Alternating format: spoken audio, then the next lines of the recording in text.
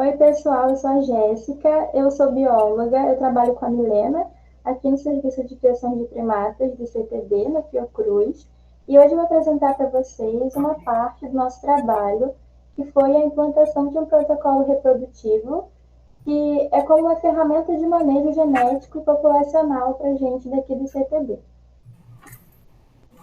Então, os primatas não humanos são essenciais para as pesquisas biomédicas. E aqui no CTB, nós temos três espécies, que é a macaca mulata, a macaca fascicular e Sainilicilos. Porém, a nossa colônia é muito envelhecida, desde muitos anos, quando os primatas vieram para cá para pesquisas de doenças tropicais, como a febre amarela, também tivemos estudos de Zika, entre outros, né? E as nossas colônias de primatas têm uma alta taxa de endogamia. E para poder reduzir essa consanguinidade, né, Milena, que está aqui há um tempo, e eu também, nós resolvemos implantar um protocolo reprodutivo para poder trazer novamente a variabilidade genética dessas colônias já envelhecidas. Então, o objetivo da nossa aula é apresentar o nosso protocolo reprodutivo, que é usado para esse manejo genético, para o manejo populacional dessas espécies, e mostrar para vocês como a gente está tentando promover a diversidade genética aqui no nosso setor. Então, eu falo para vocês o porquê controlar a reprodução em criatório científico. Aqui eu trago alguns exemplos de risco da reprodução não planejada, que é a alta taxa de consanguinidade, que é um dos nossos problemas aqui, além da superpopulação de um recinto, porque não tem planejamento reprodutivo, e a perda da diversidade genética, que é essencial para a gente ter essa diversidade genética para poder fornecer amostras, para poder fornecer os animais viáveis para a pesquisa biomédica. E o que seria esse protocolo reprodutivo? Então, o nosso protocolo ele é um conjunto de técnicas e de etapas que controla e otimiza a reprodução desses animais. A gente tenta acompanhar o acasalamento, a gente escolhe os animais que irão cruzar e a gente tenta evitar também nascimentos indesejados. E o que seria esse manejo genético? Esse manejo genético, nosso principal foco, como eu tinha comentado antes, é promover uma variabilidade genética dessas colônias envelhecidas. E vai envolver o monitoramento da heterogosidade, além de analisar o coeficiente de parentesco, as taxas de endogamia, e a gente utiliza ferramentas de análise do DNA. Eu, por exemplo, utilizo um pedigree, que é um site que eu vou selecionando a linhagem daquele animal e ele vai dizendo para mim se ele é consanguíneo, se ele não é consanguíneo, e eu vou montando aerodogramas de acordo com o histórico daquele animal. Nós temos aqui um controle de registro de quem são os avós, quem são os pais, e quem é o macho ou a fêmea que a gente tem interesse em reproduzir de acordo com a idade dele. E esse manejo populacional nada mais é do que o nosso planejamento do tamanho e da composição da nossa população.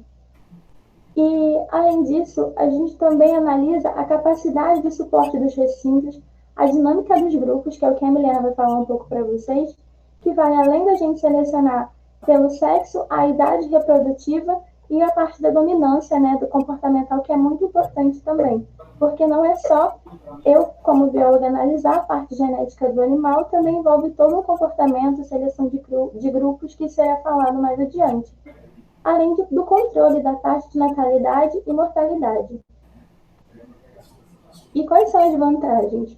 As vantagens é reduzir a consanguinidade, melhorar o bem-estar do grupo, até porque você vai selecionar o animal também por comportamento, permitir o uso racional dos nossos recursos e gerar dados, como o nosso protocolo que gerou dados para a gente. E quais são as etapas? As etapas é a seleção desse reprodutor, exame clínico e sanitário, avaliação ginecológica, análise seminal e monitoramento, né, do caso tenha a gestação e o nascimento do filhote também. Então, é necessário, né, citar que o nosso criatório ele trabalha dentro das conformidades de ética e respeita também os 3 R's, que é o principal de tudo, né? Nesse protocolo implantado no ano passado, ele foi implantado fora do período sazonal dos rezos. Ele foi implantado nos rezos porque nós temos uma maior diversidade desses animais, são muitos aqui para gente, então foi muito mais fácil aplicar esse protocolo nessa colônia de macaca mulata. Então, primeiro, após selecionar os animais de acordo com a idade reprodutiva, eu analisei toda a genealogia dele e eu criei heredograma.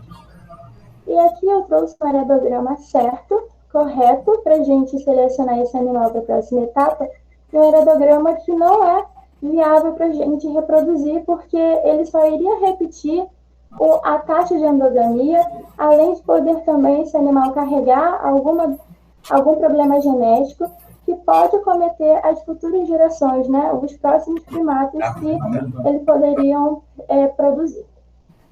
Então, aqui nós podemos observar que eu analiso desde os avós, maternos e paternos, depois analiso os pais, e em si o filhote, né, aqui no caso é a fêmea, nesse caso que a gente quer reproduzir, geneticamente. E aqui também eu faço todo o mapeamento desse heredograma que ele não é viável, está ao lado. Vocês podem observar que não é interessante para a gente, porque a fêmea, né, ela cruzou com o próprio filho, e então essa fêmea aqui ela não é interessante para a gente reproduzir, porque só vai reproduzir um ciclo de endogamia dentro da colônia.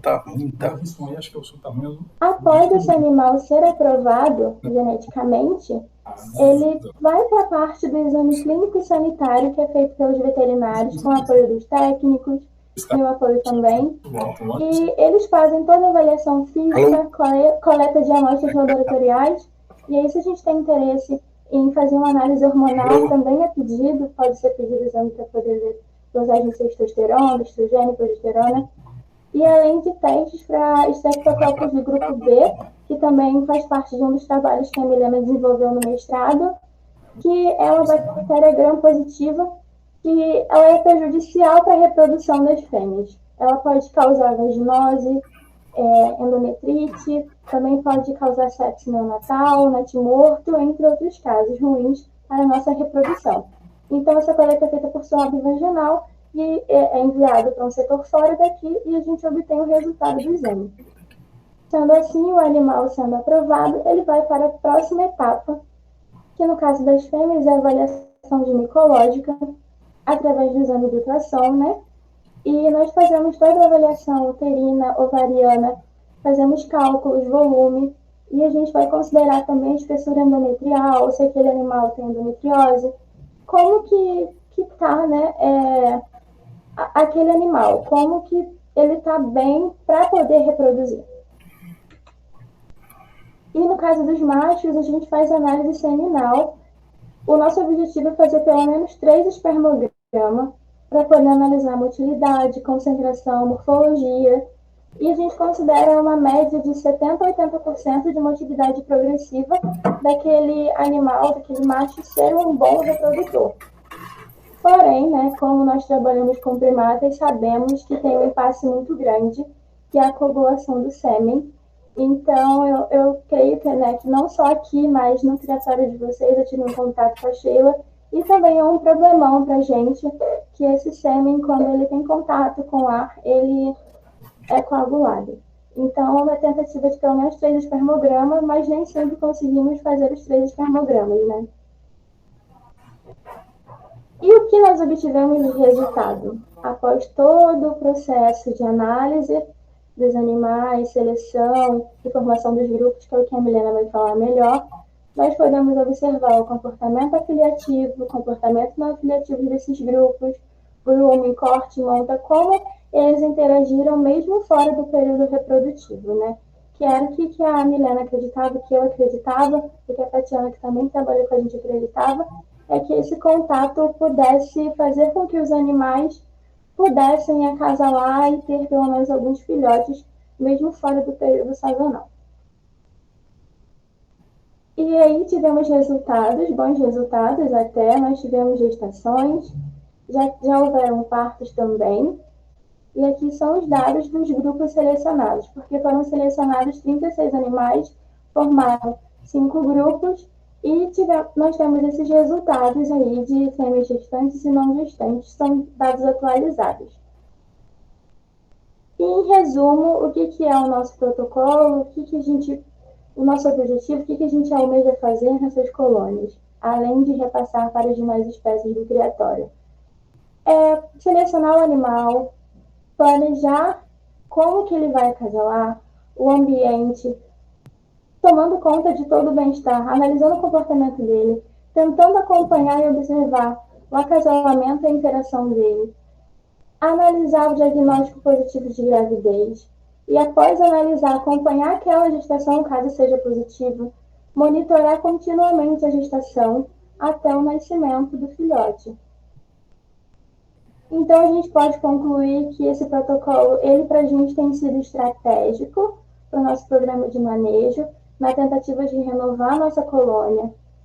A gente também pensa na genética deles, no bem-estar, de acordo com a ética. E ele tem sido, assim, essencial, né, para a sustentabilidade, para algo que a gente possa implantar para as outras espécies e, quem sabe, poder ajudar outros criatórios também. E aqui eu vou mostrar para vocês um pouquinho do meu laboratório. Todos vocês estão convidados que queiram conhecer um pouquinho do nosso trabalho, pode entrar em contato. E o nosso laboratório é um espaço pequenininho, né? Aqui tem os equipamentos de colheita, tem o eletroejaculador retal, que a gente utiliza para macaca mulata e macaca fasciculares, o vibroestimulador, que utilizamos para o saimiri, tem a bancada do laboratório, que dá para processar sêmen, dá para poder fazer lâmina, para fazer várias análises. Aqui também nós temos a incubadora, botijão criogênico, que nosso objetivo é implantar um banco de gametas e embriões. E é só isso, todos vocês estão convidados, eu vou deixar aqui o meu contato e a Milena vai dar continuidade para vocês. Muito obrigada.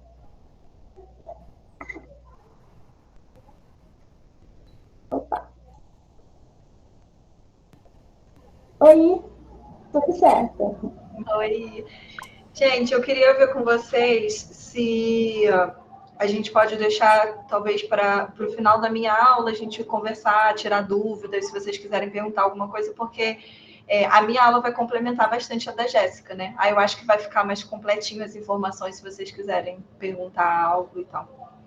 Tá, vou compartilhar aqui, então.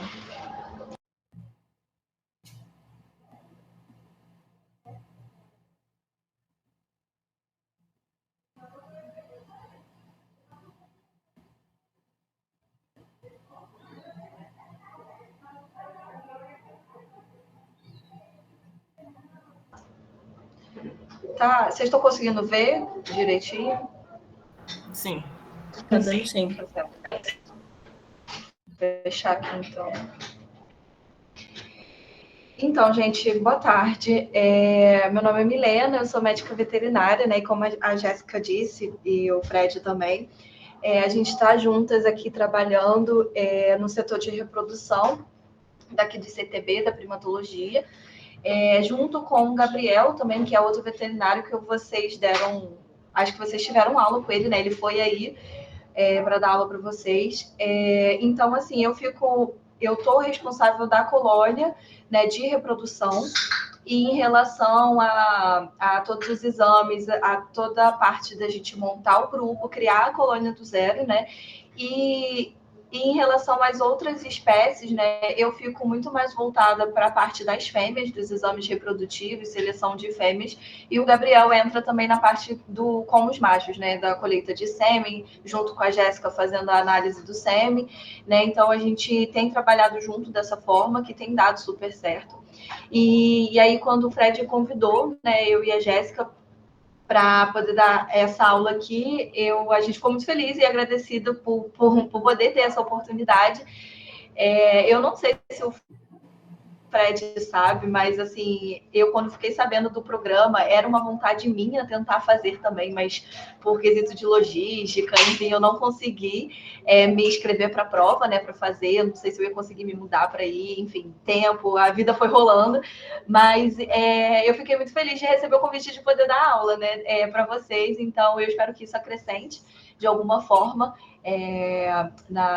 enfim, no currículo, da vida de vocês profissional. E, bem, vamos começar porque minha aula tem um pouco mais de coisa, né? E eu vou dar muito mais exemplos, assim, práticos também, falar. Eu, às vezes, acabo me empolgando e falando demais, então qualquer coisa vocês podem me interromper.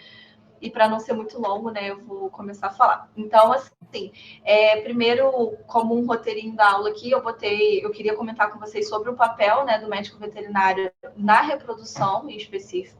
E aí vou entrar na parte da formação dos grupos reprodutivos, tudo que a gente fez, todos os exemplos, né, a maneira que a gente usou aqui para poder juntar e formar novos grupos, como a gente está fazendo esse tipo de acasalamento controlado, o monitoramento da gestação e dos partos que já estão acontecendo, dos cuidados neonatais quando a gente precisa, né? E como a gente está fazendo o registro de dados, porque para mim é uma parte muito importante, né? Que tudo isso que a gente já vem fazendo já tem um ano, né?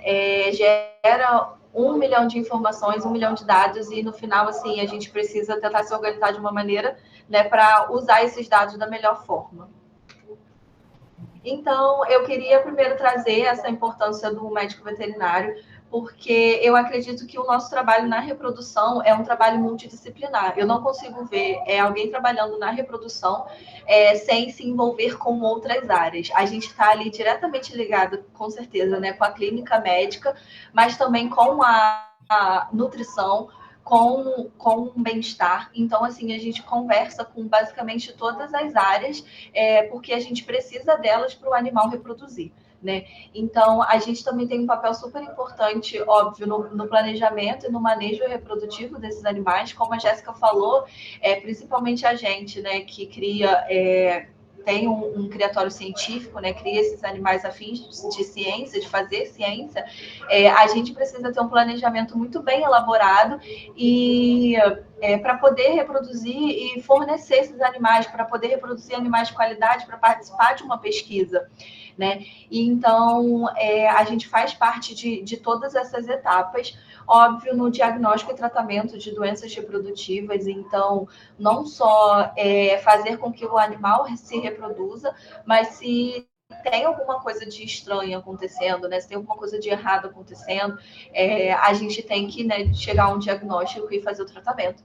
Acompanhar a gestação, isso sempre. Eu bato muito na tecla, né, do acompanhamento pré-natal, porque eu sinto que grande parte das coisas podem acontecer mesmo pela ignorância do fato da gente não saber que acontece, né?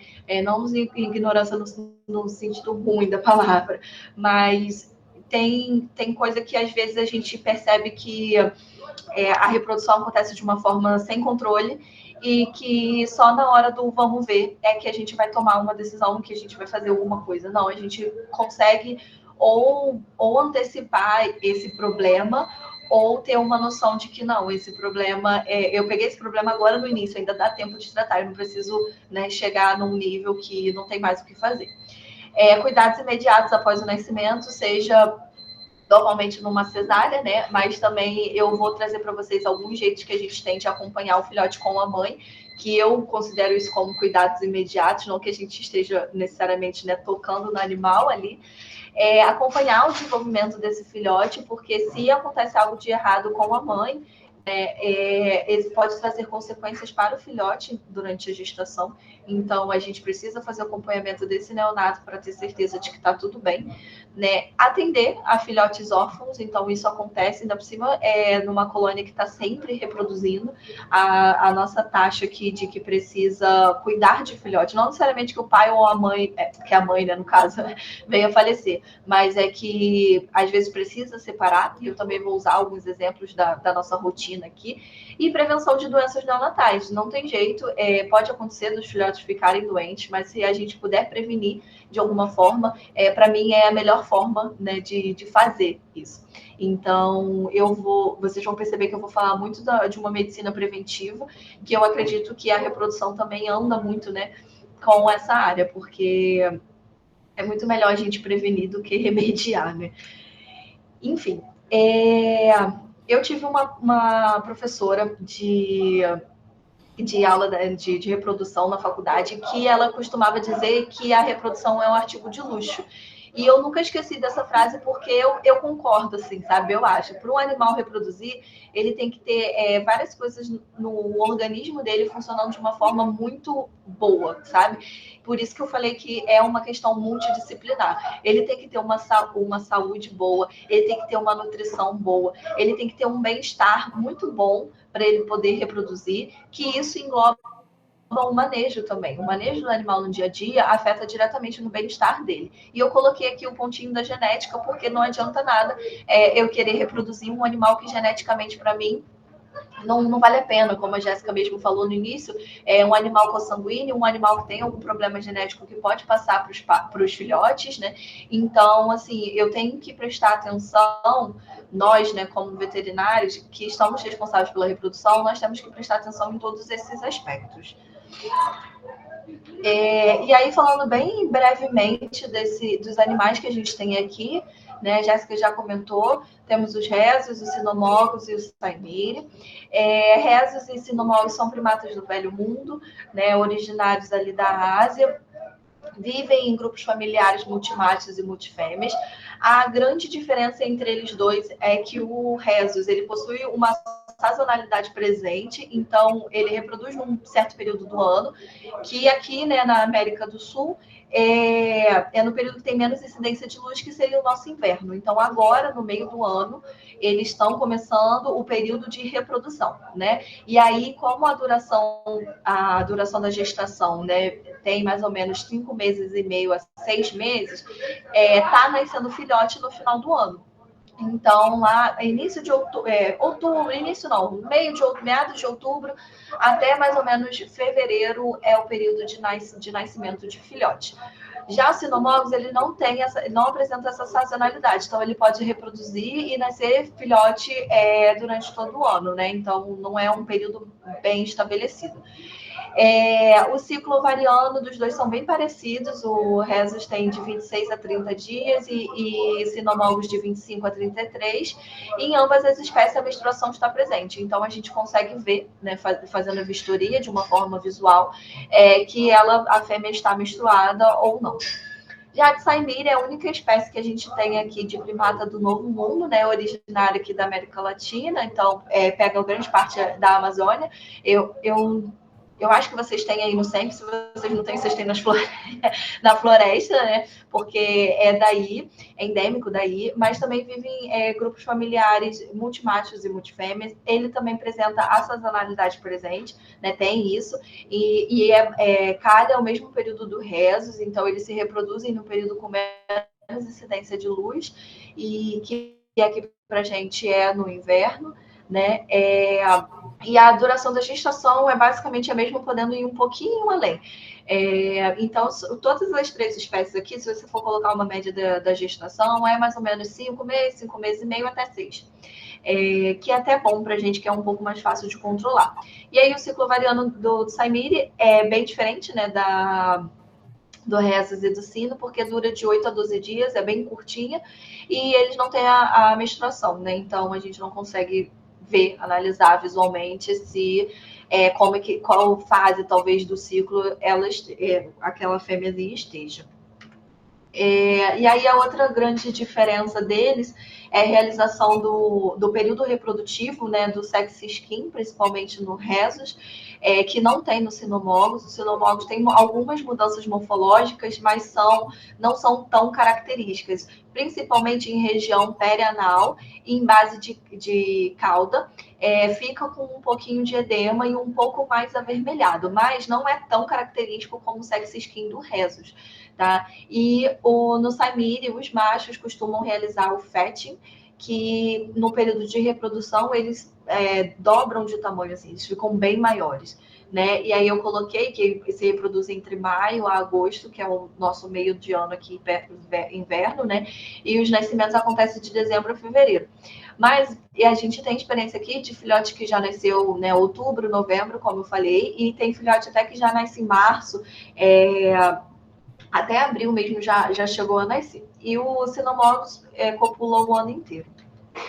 E aí, em relação ao sex skin, no rhésus existem diversos padrões diferentes de sex skin. Aqui tem a foto de machos, né? São 2 machos diferentes que fazem sex skin no rosto inteiro, o rosto fica todo avermelhado, ou ele pode fazer o sex skin, tem vários pontinhos vermelhos e só essas manchas nas laterais dos olhos, que a gente costuma chamar de delineado, né? Eles fazem um delineado aqui assim na lateral. As fêmeas também podem fazer, tá? Esses dois padrões. Mas as fêmeas também costumam ficar com bastante edema, assim, uma área bem inchada em região perianal, né, que fica bem avermelhada e faz até mesmo essas pregas, como tem aqui na foto. Pode acontecer também em região aqui de antebraço, testa, em fêmea a gente costuma ver bastante. E aqui é o processo do fatting, né, no Saimiri. Então, essas fotos aqui desse artigo é o mesmo animal. Então, ele no período de reprodução, A e B, né, de frente e lateral, e ele fora do período de reprodução. Qual a diferença, né, que ele fica? E bem, aí entrando mais na parte específica da seleção de matrizes e reprodutores, né? A primeira parte, como a Jéssica falou, então eu nem vou entrar tanto, ser tão específica, é com o nosso laboratório de genética, para realizar a genealogia e esse grau de consanguinidade, né? Aqui, como a Jéssica falou, a gente ficou muitos anos sem ter esse controle populacional. Pelo fato de a gente ter muitos macacos rezos, né? A gente tem quase, acho que são 700, a gente teve uma margem maior para conseguir selecionar esses animais que não fossem tão consanguíneos, mas o grau de consanguinidade existe, a gente não conseguiu, né, eliminar, assim, não tem como, né? Existe um grau de consanguinidade e a gente teve que trabalhar dentro dessa nossa realidade. E aí, dentro, né, e mesmo tendo muitos rezos, se a gente for juntar todos os pré-requisitos que a gente precisa para fazer essa seleção, a nossa quantidade de animais vai diminuindo, né? Então, assim, a primeira seleção foi dessa parte de genética. Idade, a gente pegou todos que estavam aptos, né, na idade certa, sendo adulto, e aí, dentro desse grupo de animais que tinham a idade correta que a gente gostaria que tivesse, a gente começou a selecionar a parte da genética, né?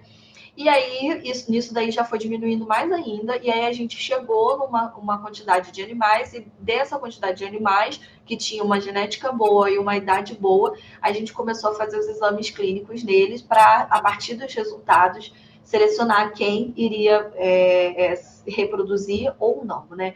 Então, a primeira parte dos exames que a gente precisou fazer foi histórico desses animais. Então, a gente pegou todo o histórico reprodutivo, se tinha parto, se já teve parto, né? Ou não as fêmeas, né? Se o filhote nasceu vivo, se teve algum episódio de aborto ou de natimorto. Em relação aos machos, o histórico era muito mais clínico, né, do que reprodutivo. Obviamente, como a gente faz o manejo anual, se já foi detectada alguma alteração palpável, né, física, em testículo ou no próprio pênis, a gente nem selecionava eles. Mas como não tem muito histórico, né, além dessa parte mais física, então era o histórico clínico, se tem animal aqui por conta de briga, por exemplo, já perdeu um testículo, então ele só tem um. Tem animal que já nasceu, né, só com um, que é monorquida. Então, a gente foi pegando esse histórico de todos os animais já previamente selecionados. E aí, a partir daí, a gente começou a fazer o exame físico deles.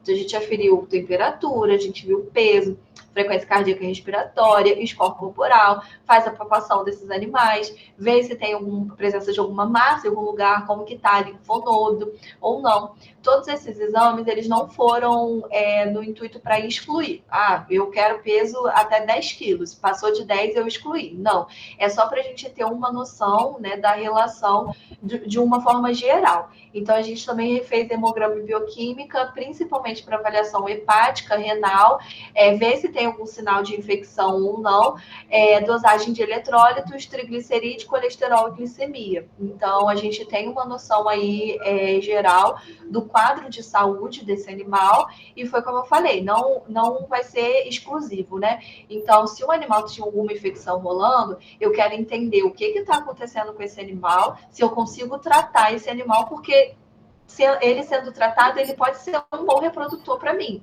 Se eu ver que não tem jeito, eu posso tratar, mas ele não vai ficar bem, o comprometimento hepático, o renal dele já tá muito comprometido, então aí sim eu poderia excluir esse animal, tá?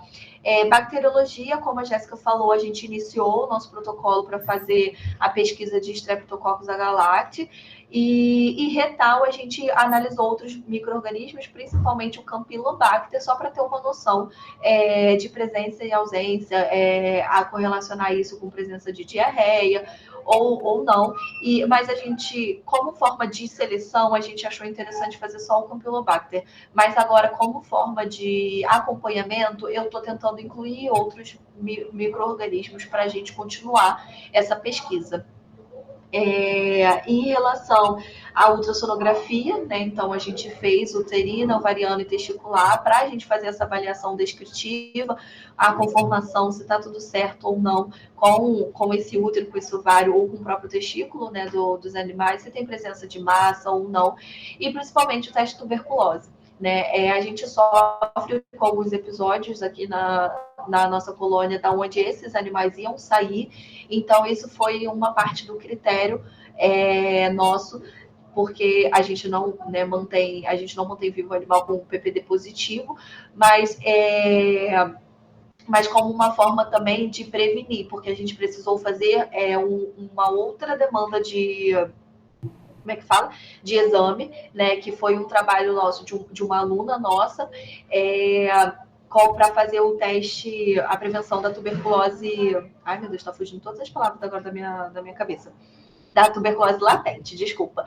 Então, a gente fez o protocolo que é feito em humano, de duração de 3 meses, com isoniazida e rifapentina, nesses animais específicos da reprodução. Então, para iniciar o protocolo, a gente tinha que ter a certeza que todos os animais eram negativos, né? Então, a gente fez o teste de tuberculose, a gente fez o PPD na pálpebra superior, e a gente fez também o DINE, né, o PCR, para o micobactério. Então, a gente fez esses 2 exames, deu todo mundo negativo, e a gente iniciou a prevenção.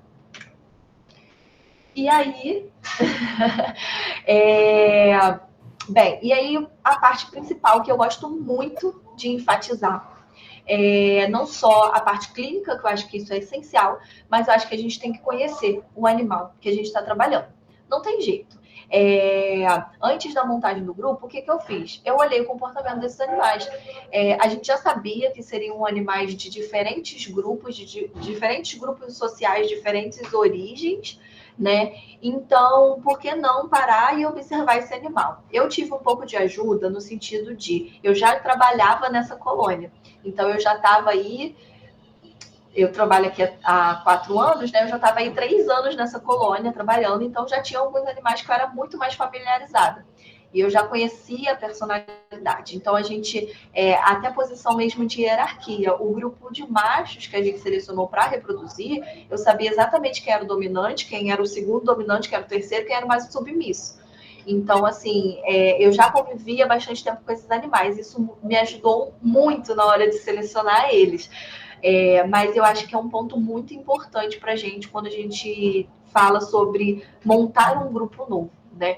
Então, a gente teve que ter esse olhar comportamental, e aí partimos para a escolha dos animais de cada grupo.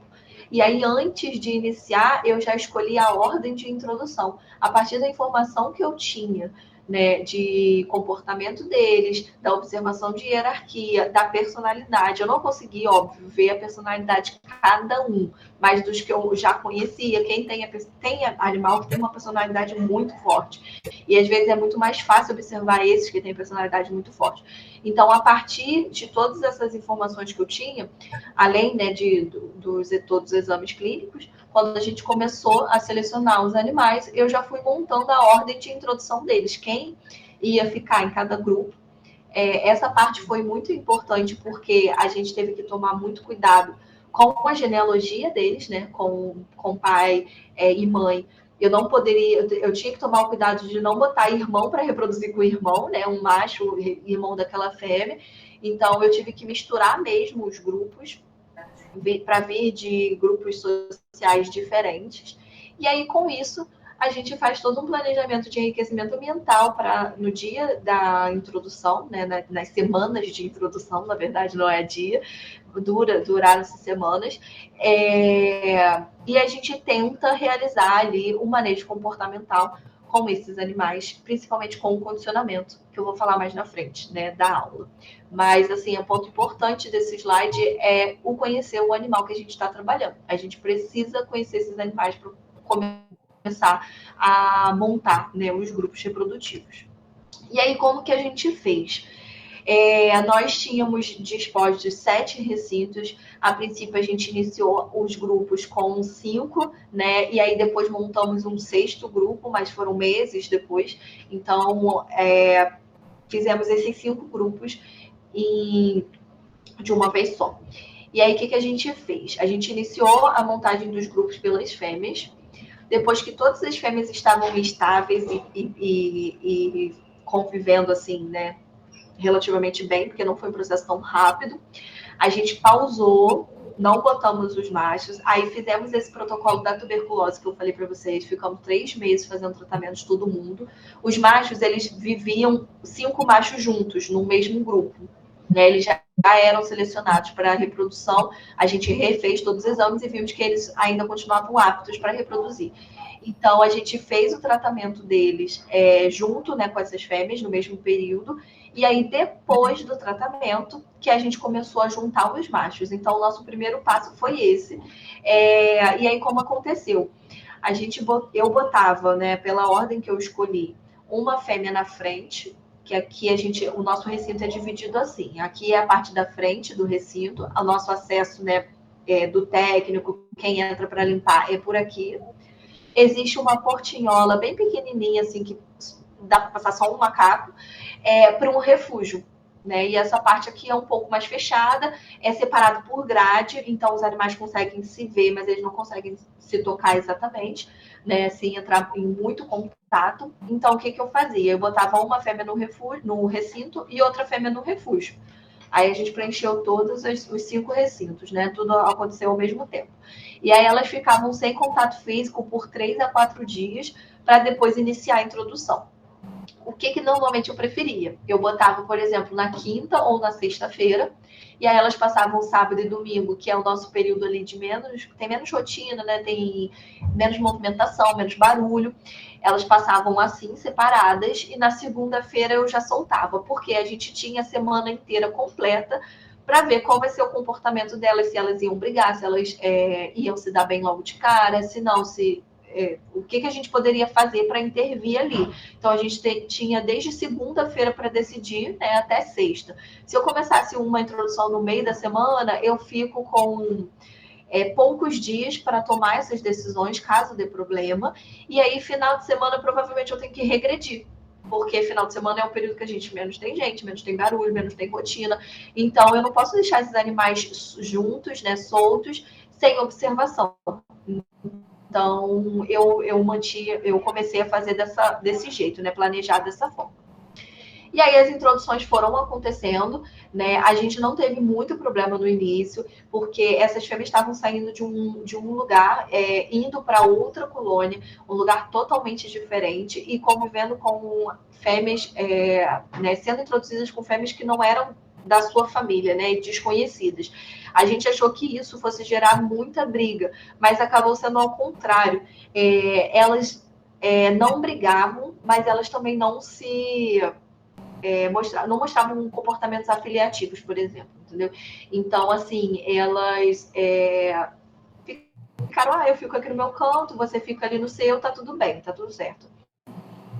Né? E aí o início foi bem tranquilo, então a gente conseguiu fazer a introdução de uma fêmea por semana, nesse esquema que eu expliquei para vocês. Então, quando a segunda fêmea, eu juntava as 2 fêmeas aqui, né? Eu introduzia uma terceira no grupo, aqui no refúgio, aí ficava de 3 a 4 dias sem se tocar, né? Só se vendo, se ouvindo, enfim.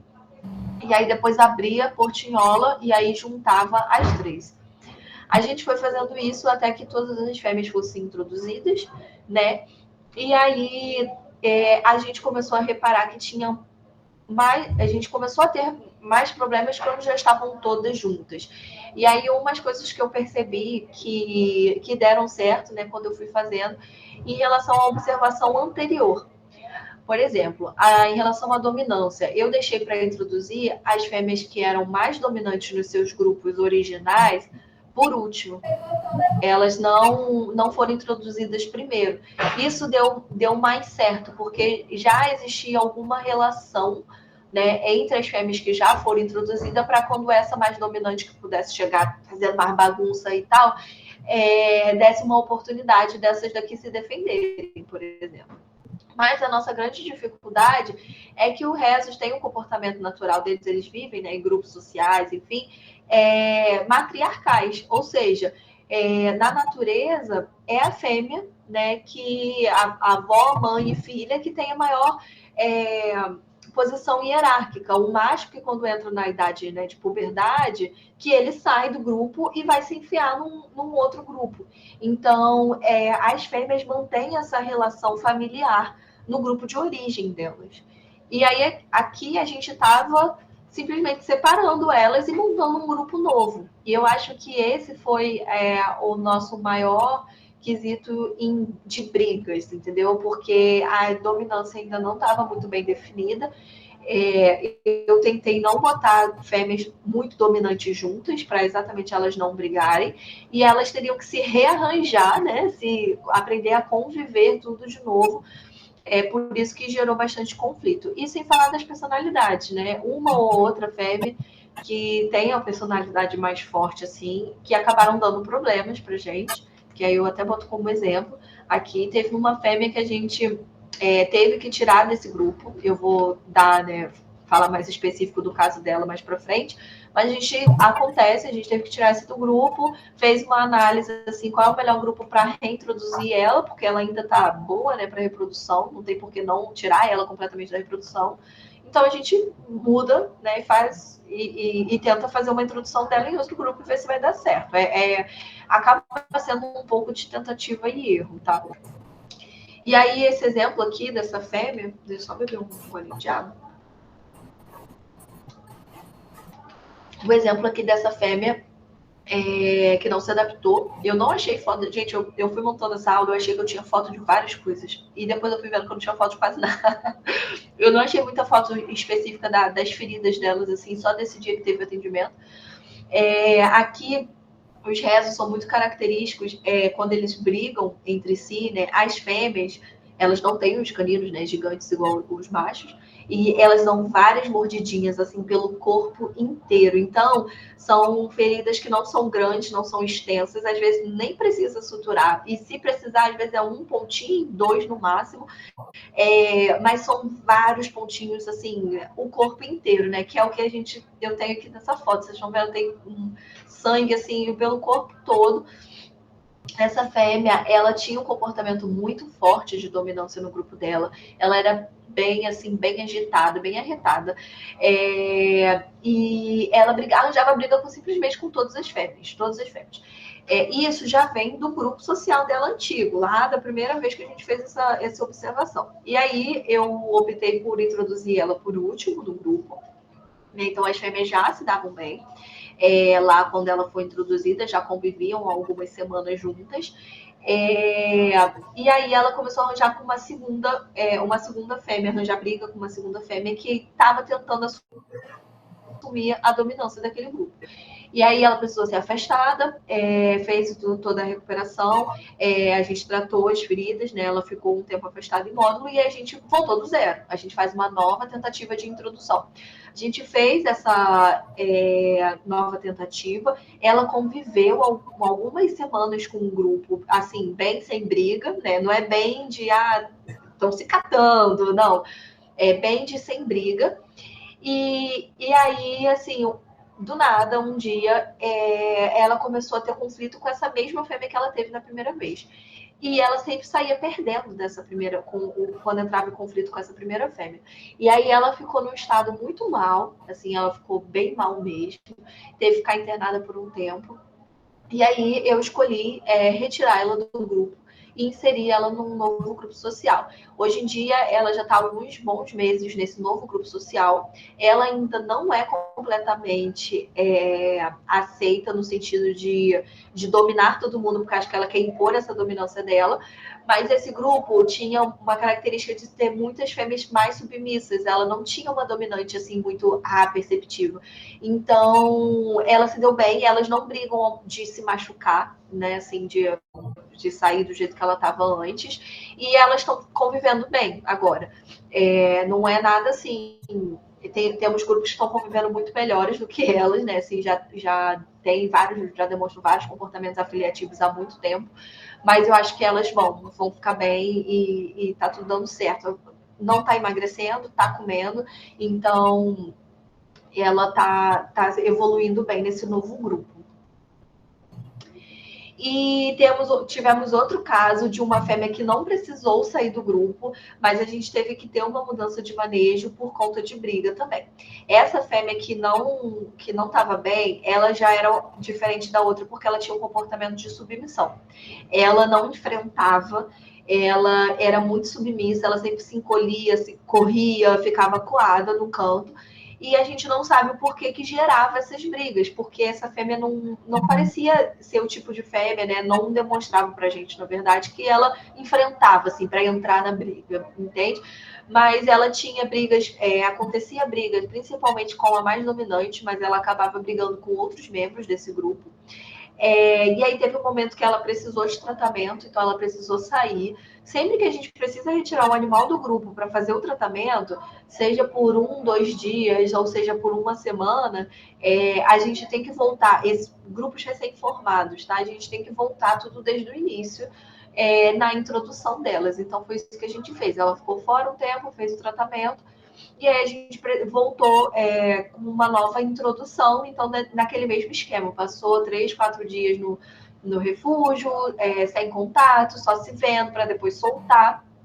E aí, depois que ela teve esse episódio muito grave de briga, ela não brigou mais, assim, ela nunca ficou ferida, né, depois, mas a gente começou a perceber que ela não estava comendo tanto e ela estava emagrecendo. Então a gente fez uma mudança de manejo nutricional e foi aí que o condicionamento ajudou muito a gente, assim, muito. Eu vou falar mais específico dele para frente, mas só concluindo o caso dela, hoje em dia ela é uma fêmea que recebe reforço alimentar na mão e a dominante deixa, tá? E a gente não tem problema de briga. Então, aqui, esse vídeo aqui, eu botei ele com ela já bem recuperada, né?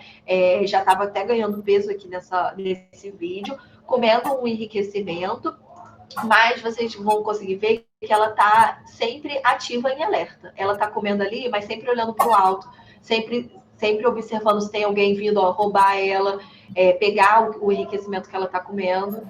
Então, assim, ela também não vive em total tipo assim, relaxada no grupo, sabe? Ela ainda fica em momentos de alerta, mas ela tá super bem, super bem. E a gente já vê esse grupo momentos de grooming, né, deles se catando. A gente vê, tem um filhotinho agora, né, uma fêmea pariu, então a gente vê interação de outras fêmeas com essa fêmea que nasceu, que teve o filhote. Então, assim, elas têm muito mais comportamento afiliativo do que aquele outro exemplo. E hoje em dia, a gente, com o condicionamento, a gente conseguiu ofertar esse bolinho aqui. Quando eu falo bolinho, é um bolinho de banana com ração, né, deles, assim, cozido, né, que bota no micro-ondas. É uma delícia. Eu nunca provei, mas ele tem um cheiro muito bom e os animais gostam muito. Por isso que eu falei, é uma delícia. E eles aceitam uma aceitação muito boa. E a gente decidiu dar esse reforço alimentar porque ela estava emagrecendo. E ela pega na nossa mão hoje em dia, assim, pega tranquilo. E a fêmea mais dominante deixa, não tem problema nenhum. E aí, depois de fazer todo esse esquema com as fêmeas, como eu falei, a gente parou para o teste da tuberculose, e aí a gente fez a introdução do macho. A introdução do macho, né, em cada grupo, eles eram um grupo de 5 machos que viviam juntos, e aí a gente introduziu um em cada recinto. Enquanto eles viviam juntos, a gente não tinha problema nenhum com eles, assim. Pouquíssimo, quase nunca eles brigavam. E aí, depois que cada um foi para um recinto com seu próprio grupo de fêmeas, eu acho que foi quando eles começaram a demonstrar mais a personalidade deles, né? Mas a gente fez essa mesma avaliação de personalidade, avaliação de dominância. E aí, o que a gente está tentando agora, com um condicionamento nos machos em específico, é a alimentação cooperativa. Porque vocês depois vão ver nas fotos, assim, acho que eu tenho uma foto um pouco maior até do nosso recinto, ele não é muito grande. E mesmo que a gente espalhe o enriquecimento, a fruta, o hortifruti do dia no chão, por todo o recinto e pelo refúgio, o macho acaba dominando muita coisa. Ele pega quase, puxa assim, ele puxa, gente, literalmente, puxa as coisas assim para ele, bota no colo dele e ele vai comendo, e ai de quem chegue perto. Então, a gente está tentando treinar essa alimentação cooperativa entre eles para que o macho entenda que ele pode deixar as outras fêmeas sim comerem, que não tem problema, a comida dele não vai acabar se ele deixar as outras fêmeas comerem, tá? Então, a gente está fazendo esse trabalho, de pouquinho em pouquinho, depois vocês vão ver, já está dando certo com alguns animais, mas tem outros que cada animal é um processo diferente, né? Uma personalidade diferente, um tempo diferente, então é assim. E aí, em relação aos machos, passou pelo mesmo procedimento, no sentido de avaliar a genealogia, o comportamento e a personalidade, da gente avaliar, né, o comportamento no sentido de qual o melhor macho para qual recinto. Agora que eu já tenho um grupo de fêmeas montados, eu já entendo mais ou menos a dinâmica delas, qual é o melhor macho para eu colocar ali, né? E aí, o que pode mudar depois dessa introdução? Que foi o que aconteceu. Teve um macho que ele era submisso quando ele vivia só com os outros machos, muito submisso. Ele quase não se alimentava, ele respeitava todos os outros machos dominantes, ele não pegava comida, né? Só quando a sobra da sobra que ele comia, enfim. Quando a gente botou ele só com as fêmeas, ele apresentou um comportamento de dominância e agressividade extrema. E não só com a gente, porque a gente sabe que isso pode mudar, né? Mas entre eles mesmo, parecia que ele não sabia conviver com com fêmea, na verdade. Assim, parecia que ele não sabia conviver com fêmea. E aí, em relação a aumentar a frequência de conflitos entre as fêmeas, isso também aconteceu, ou iniciar, né? A gente tinha grupos só de fêmeas que não brigavam entre si, e quando botou, ou brigavam raramente, quando botou um macho, introduziu um macho, elas começaram a brigar. Mas isso a gente já esperava, né? Isso, por conta da relação de dominância, de hormonal mesmo, então a gente sabe que muda, mas acabou acontecendo. E aí, o que eu cheguei nessa conclusão desses cinco recintos que a gente montou é que me pareceu que os machos mais dominantes, eles demonstraram um melhor relacionamento com as fêmeas.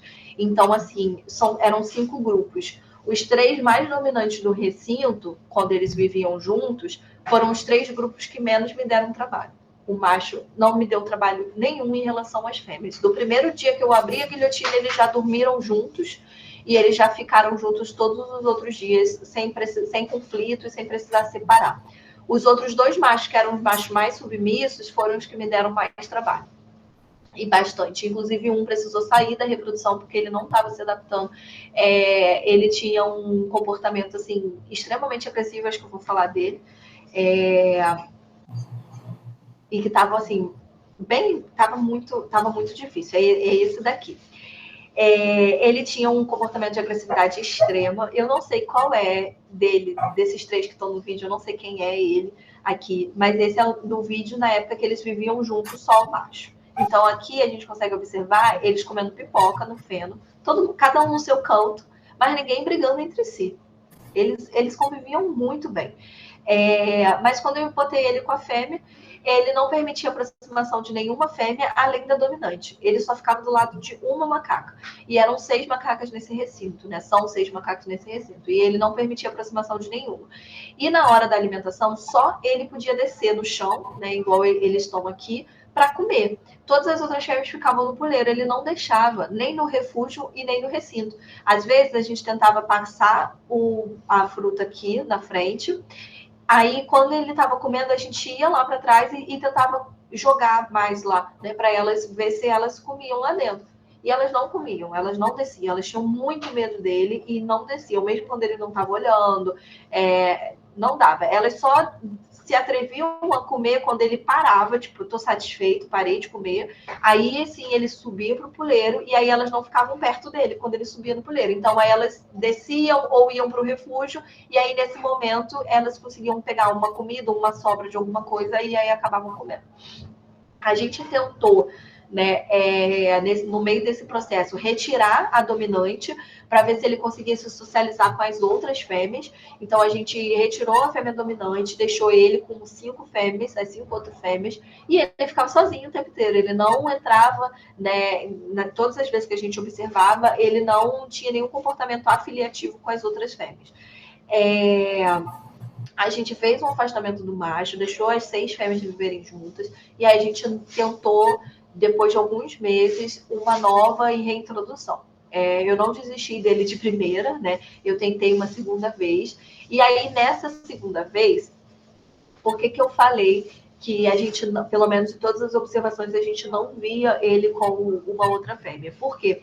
Além da dominante. Aí o que aconteceu nessa segunda introdução? Uma outra fêmea que não era dominante estava grávida e teve um filhote nesse período de tempo, né? Então, para vocês verem se a gestação dela dura 5 meses, 5 meses e meio, a gente ficou pelo menos esse tempo tentando uma introdução desse macho.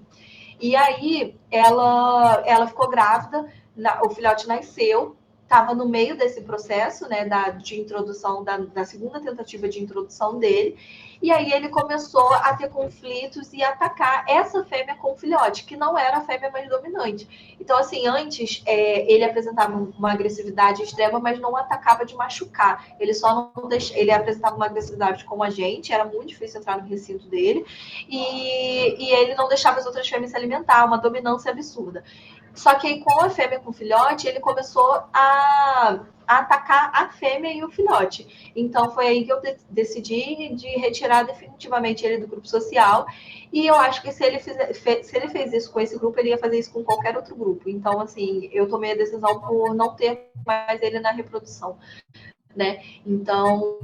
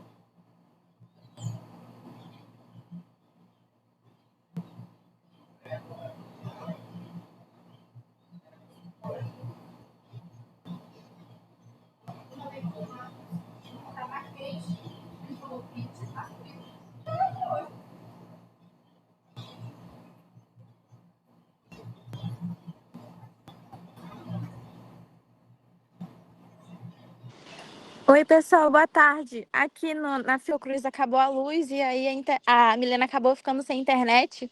A gente está vendo alguma forma de voltar, tá bom? Tá bem.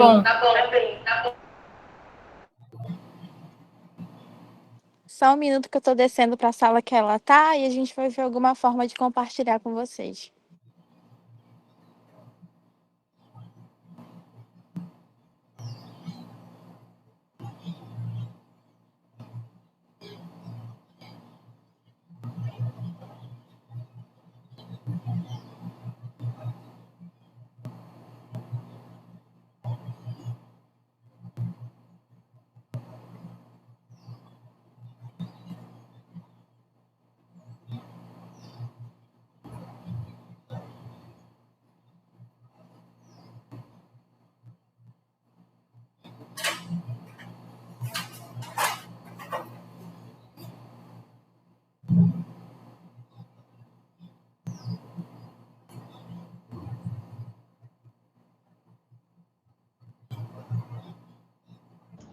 Oi, gente. Vocês estão me ouvindo? Oi. Tá dando pra oficina. Gente, o caos aqui, faltou luz, a internet caiu. Eu vou tentar compartilhar de novo aqui a aula. E eu queria saber até onde que vocês ouviram essa parte. Eu comecei aqui, vocês estavam ouvindo? Até a parte que eu caí. Deu uma travadinha no seu áudio agora. Vocês ouviram até aqui nesse slide? Acho que ainda está travando.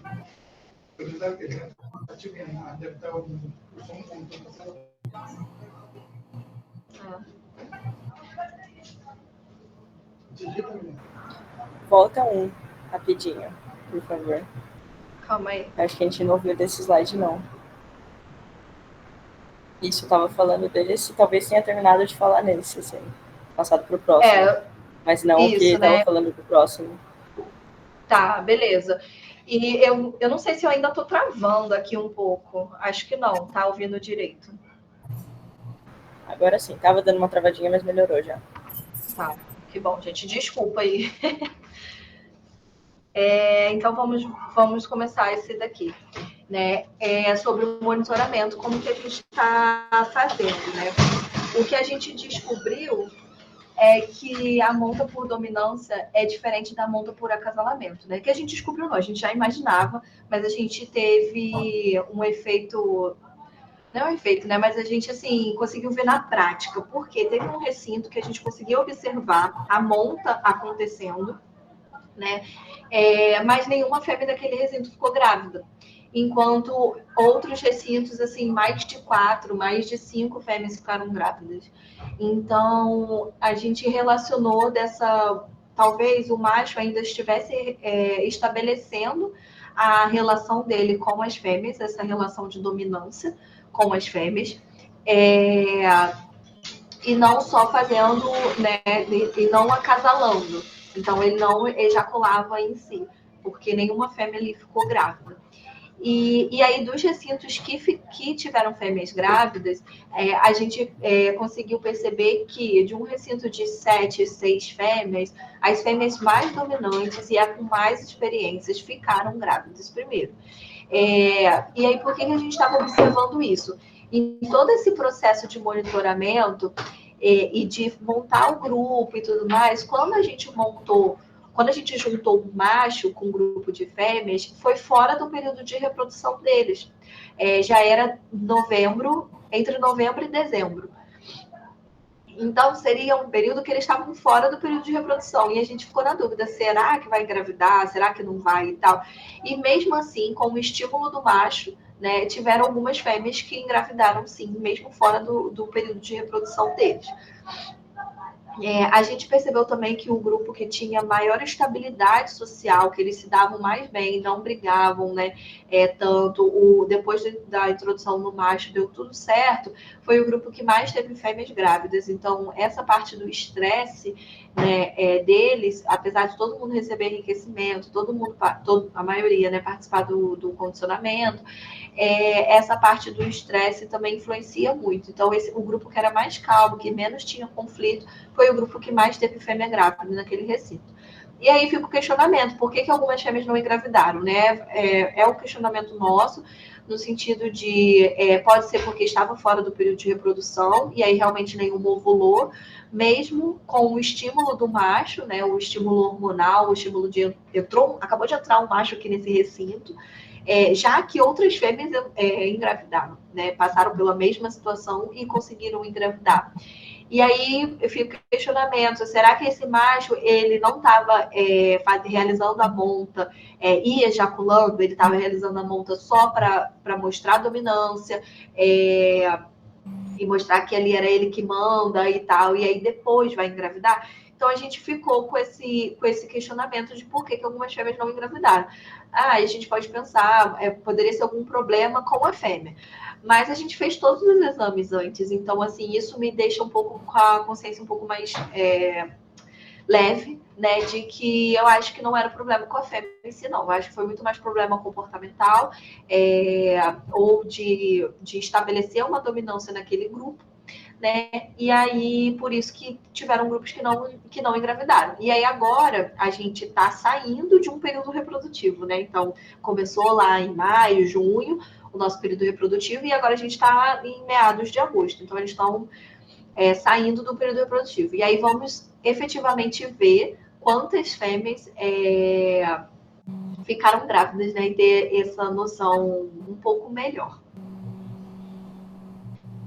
E aí, a gente realizou algumas estratégias para melhorar o bem-estar, né, como, por exemplo, o enriquecimento ambiental, que era o principal objetivo do enriquecimento ambiental era incentivar os comportamentos afiliativos, a interação com de um animal com o outro, né, e aí, principalmente com desafios, enriquecimentos que eles perdem tempo, né, pegando, comendo, enfim, forrageando, foram os enriquecimentos que mais deram certo para a gente, e era o que a gente queria mesmo, né? E o condicionamento, como a gente falou, o principal objetivo do condicionamento foi a realização de exames, quando a gente começou a pensar no condicionamento. Mas depois, na prática do condicionamento, a gente percebeu que o nosso principal objetivo é a alimentação cooperativa, né? O fato que eu já tinha falado do recinto ser menor, do macho muito dominante, às vezes ele acaba pegando todas as comidas para ele,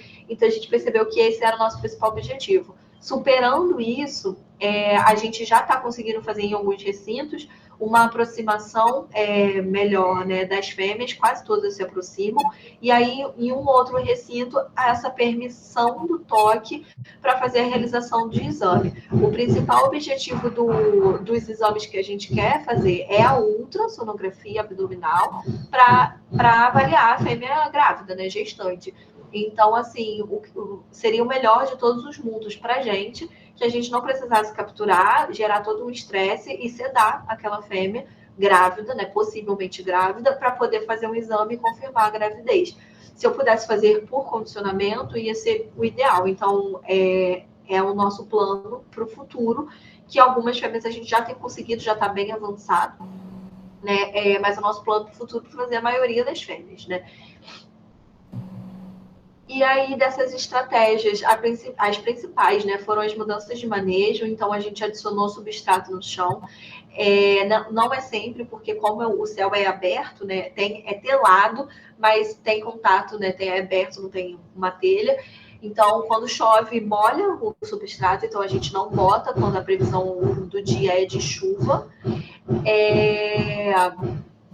Com isso, a gente fez a diminuição do período do uso da mangueira de alta pressão, porque, como vocês podem ver aqui, né, não é o melhor estruturalmente falando. Então, a mangueira de alta pressão, ela causa também, né, além dos macacos ficarem mexendo, né, ela ajuda a atirar a tinta, o próprio concreto do chão, a mangueira tem muita pressão, assim, então é bem complicado. Então, a adição desse substrato, ele ajudou nisso.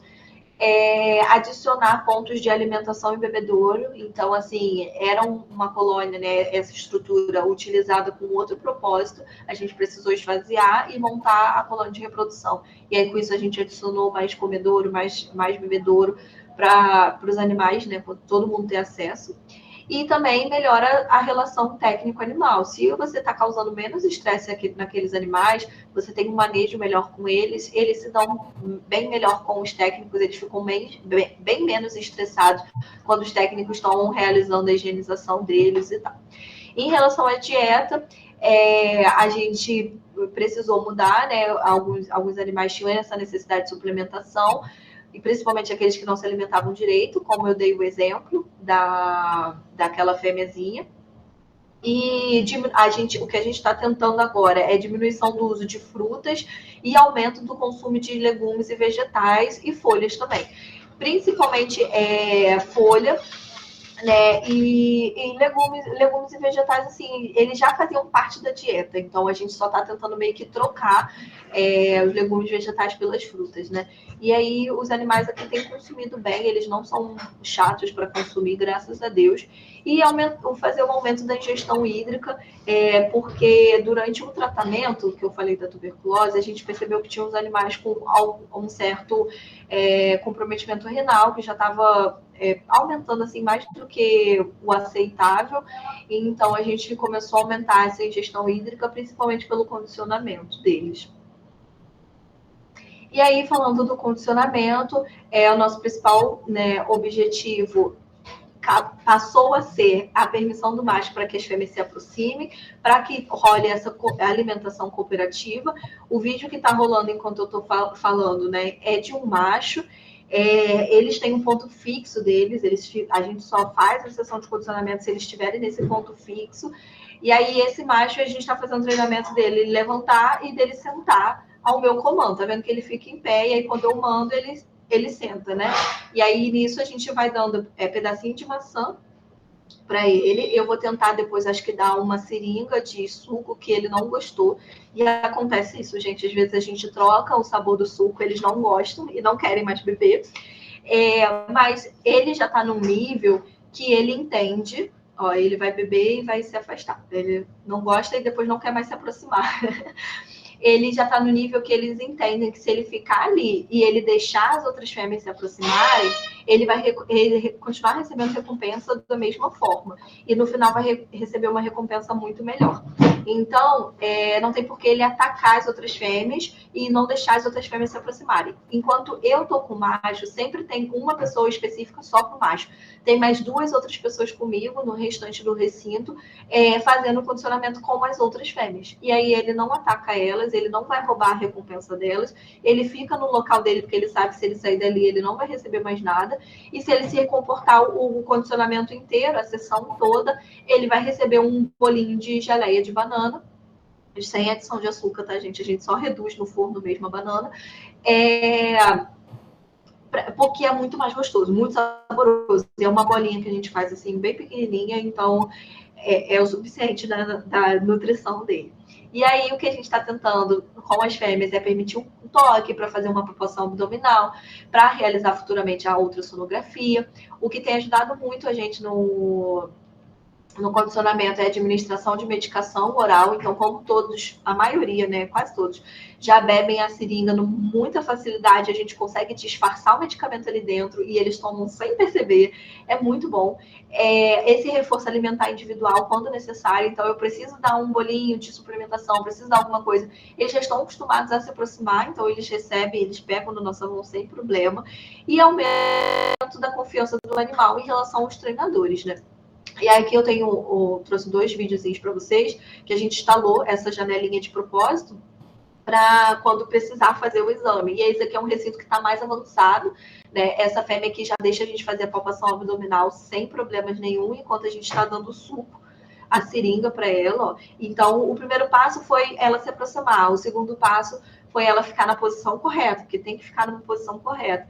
O terceiro passo foi ela aproximar a barriga. O quarto passo permitiu o toque. E agora ali ela permite palpar sem problema nenhum. E aí o próximo passo depois desse vai ser entrar com o aparelho, né, da ultrassonografia, porque eles acabam estranhando também, né, a probe ali do ultrassom. Mas, assim, demais. Essa fêmea aqui também já estava bem avançada e ela teve o filhote.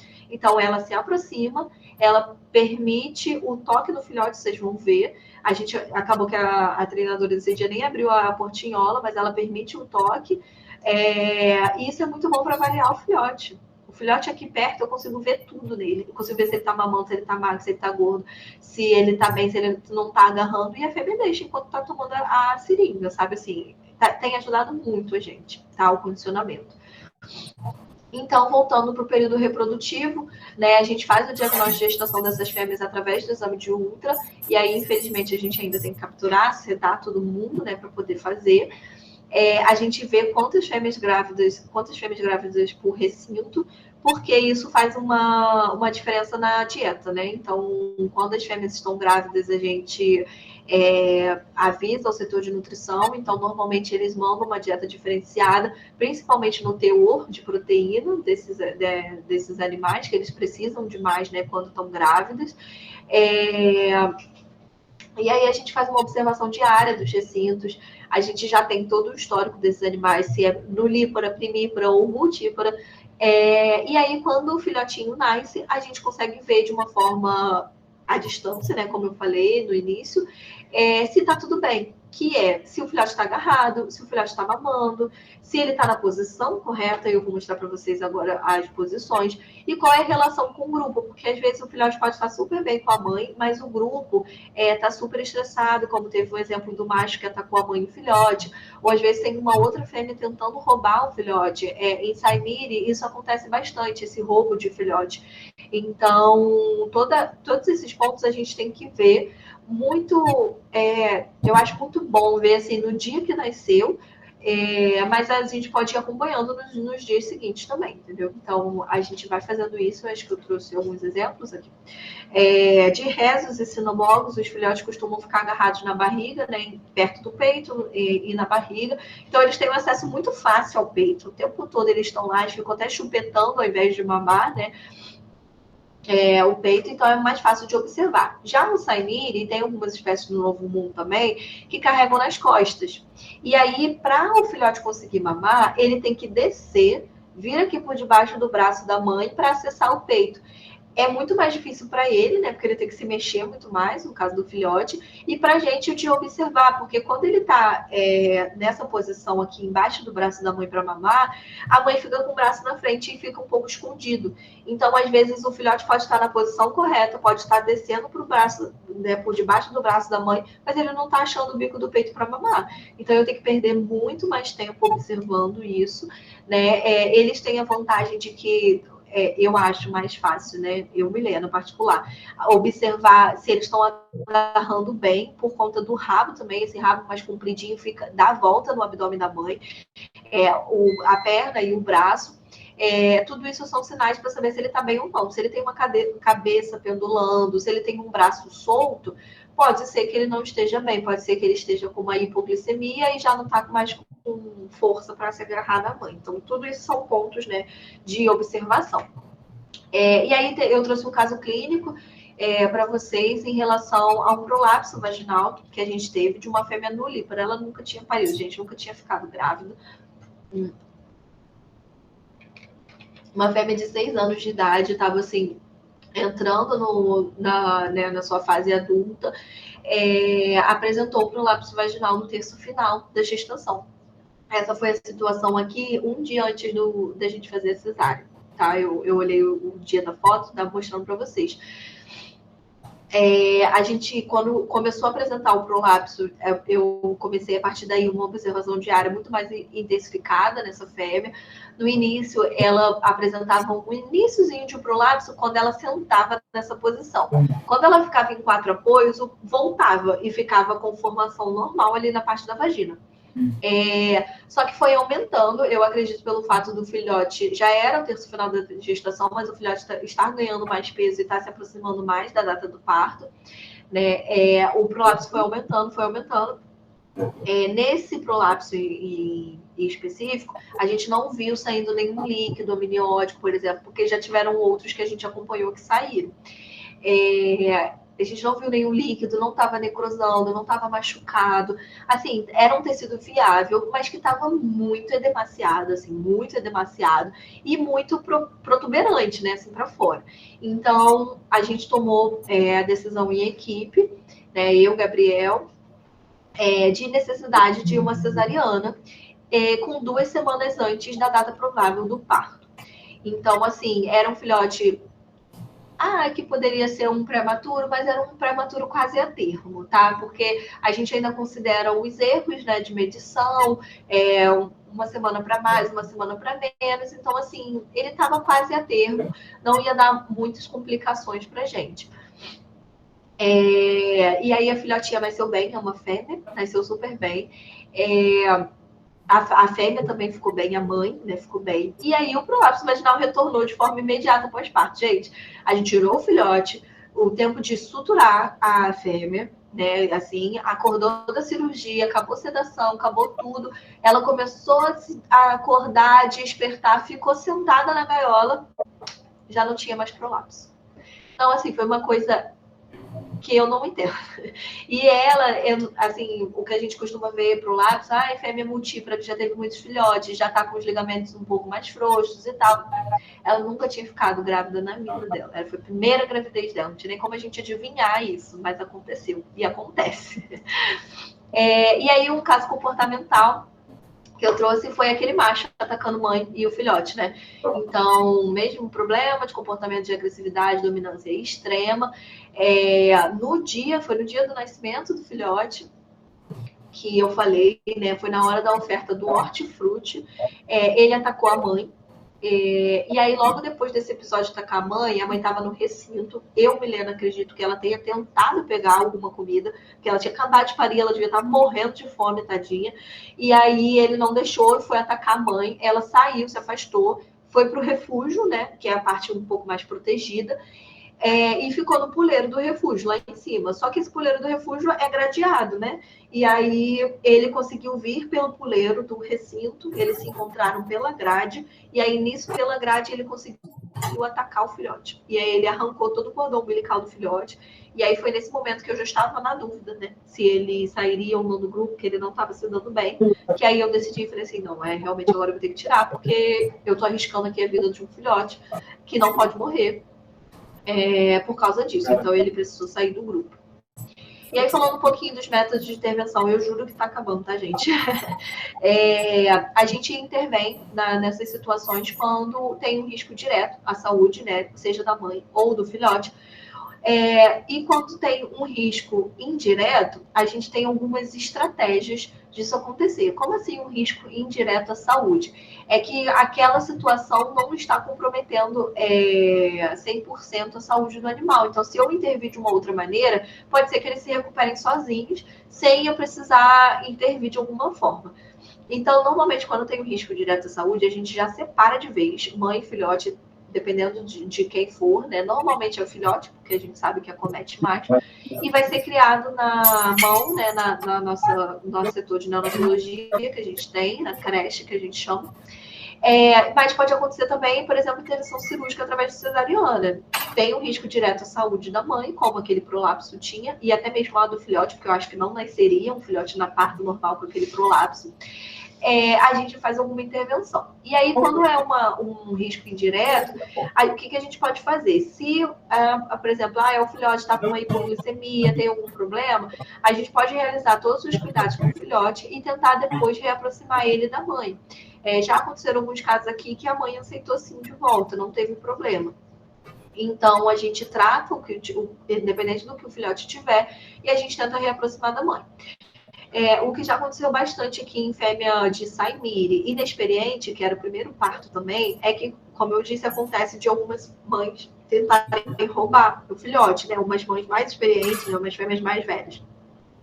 E aí a gente precisou separar mãe e filhote juntos. Ficaram um tempo fora dessa pressão do grupo, né? Do grupo social. ficaram bem fora do grupo, assim, a mãe alimentava bem o filhote, amamentava e tal, o filhote estava bem agarrado e tal. E quando voltou, parece que a mãe voltou com um pouco mais de confiança e não deixava as outras fêmeas roubar, né? Ela já entendia o que estava acontecendo e aí ela se dava bem com o resto do grupo, não deixava outra fêmea roubar o filhote e deu tudo certo. Então a gente pode fazer esses métodos de intervenção, mas a gente tem que lembrar sempre que é por tempo determinado. Tirar um animal do grupo e engloba, né, todos aqueles processos que eu falei de comportamento, de socialização, que se for por muito tempo, fica muito ruim retornar esse animal para o grupo. Aí, o exemplo da cesáreazinha, né, dessa fêmea do prolapso, que a gente tentou reaproximar a filhotinha da mãe. A filhotinha está aqui nesse pano e a fêmea, ela se afastava, ignorava. Vocês estão vendo, ela virava de costas, ela até olhava assim para o filhote quando o filhote vocalizava, mas ela virava a cabeça de volta, ó, e não queria saber. Olhava para o filhotinho se mexendo, o filhotinho ficou bem aqui atrás. E ignorava, ela não fazia nada. Como ela é uma fêmea inexperiente, nunca tinha tido filhote, eu acredito que foi porque ela sabia o que tinha acontecido, né? Foi uma cesárea, não teve ação hormonal, ela não passou pelo processo de parto, então instintivamente ela não sabia o que fazer, né? Esse filhote ele mamou quando a mãe ainda estava sob os efeitos da sedação, né? A gente botou ele para mamar no peito dela, e aí após a mãe ter acordado, estar suficientemente ativa, a gente tentou a primeira tentativa de reaproximação, aconteceu isso. Novas tentativas né, ocorreram nos 3 dias seguintes, mas ela sempre apresentava esse mesmo comportamento. Foi um comportamento bom porque não foi um comportamento agressivo. Tem algumas fêmeas que já aconteceram de agredir o filhote, de falar não quero agredir. Mas ela não, ela só simplesmente ignorava. Então a gente achou que dava para tentar os outros dias, mas ela continuou ignorando. E que eu acho que pode ser experiência hormonal, falta de experiência materna, eu juntei uma frase com a outra. Mas também pode ser uma ação hormonal, né? Ela estava passando ali pelo pós-parto, ela não viveu o parto, no caso, ela estava sentindo muita dor, super estressada por estar num ambiente diferente, então ela pode ter, né, tudo isso contribuiu para ela não pegar o filhote de volta. E aí o filhote veio a óbito, e agora, né? Eu botei isso como método de intervenção, porque eu queria frisar para vocês que um filhote vir a óbito pode ser comum, mas não é normal, tá? A gente sempre tem que investigar por que o filhote vem a óbito. A gente tem que realizar a necrópsia, a gente tem que fazer essa investigação anatomopatológica, né? E aí, assim, por quê? Porque dependendo do que for, a gente consegue salvar a vida de outros filhotes, entendeu? A gente consegue entender o que está acontecendo aqui na colônia. Então, eu trouxe aqui informação para vocês das principais alterações que podem acometer. E, assim, sem sombra de dúvida, o que ganha são as alterações inflamatórias. O filhote morre de pneumonia, morre de sepse, enterite, meningite. Assim, temos casos sobre isso. O meu mestrado foi sobre isso. Então, a gente viu que aqui na nossa colônia, não essa de reprodução que a gente está montando agora, né? Mas na nossa colônia total de rezos, os 2 maiores casos, né, de morte, causa morte dos filhotes, era sepse e trauma cranioencefálico. Então, assim, são coisas que dá para a gente evitar, são coisas evitáveis. Por isso que eu friso tanto na medicina preventiva e no pré-natal, quando a fêmea está grávida, né? Então, assim, o filhote morre, tá, gente, disso. A gente precisa tratar e a gente precisa identificar de uma forma mais precoce. Assim como os traumas, né? O politraumatismo e o crânioencefálico são um dos principais causas de morte de neonatos e filhotes. E aí eu vou entrar rapidamente sobre nosso setor de neonatologia assistida. Então, de uma forma bem rápida, a gente faz esse exame clínico no filhotinho que entra, né, que dá a entrada, e aí a gente sempre pega o histórico dele, principalmente para saber, né, ele veio por conta de uma briga no recinto, ele veio porque a mãe rejeitou, ele veio porque a mãe morreu, ele veio porque a mãe não tem leite, ele veio porque ele está doente, ele não consegue agarrar na mãe, o problema não é a mãe. Então, assim, a gente tem que ter esse histórico. E a gente faz todo o exame clínico dele, né? Escuta, pesagem, temperatura, hidratação, glicemia, coleta sangue para saber se tem uma sepse ou não rolando, né? Uma infecção rolando ou não. Realizamos o protocolo de aleitamento artificial. tá? Como veterinário, a gente consegue orientar isso da melhor forma. Então, o primeiro fluido administrado sempre, né, eu sempre gosto de administrar uma solução de glicose antes de dar a fórmula, porque se é um filhote que mamou o leite da mãe e depois veio para a creche, ou um filhote que saiu, por exemplo, da cesárea e nunca mamou o leite da mãe, eu acho que a solução de glicose é o melhor meio para o intestino começar a se acostumar com essa nova alimentação. E aí depois eu boto uma proporção de 1:1 de glicose com a fórmula, e aí vou retirando a glicose de forma gradativa e deixando só a fórmula. É bom também para não dar diarreia nessa troca, né, brusca de leite, seja se ele está mamando leite da mãe, vai começar a fórmula. E aí o que a gente tem que pensar também é que um filhote neonato, o ideal é que ele seja sempre alimentado em pouca quantidade e alta frequência, tá? A gente não consegue empanturrar o filhote de leite, deixar ele com a barriga lá super estufada e, não, vou dar o leite só daqui a 4, 5 horas depois. Não tem como.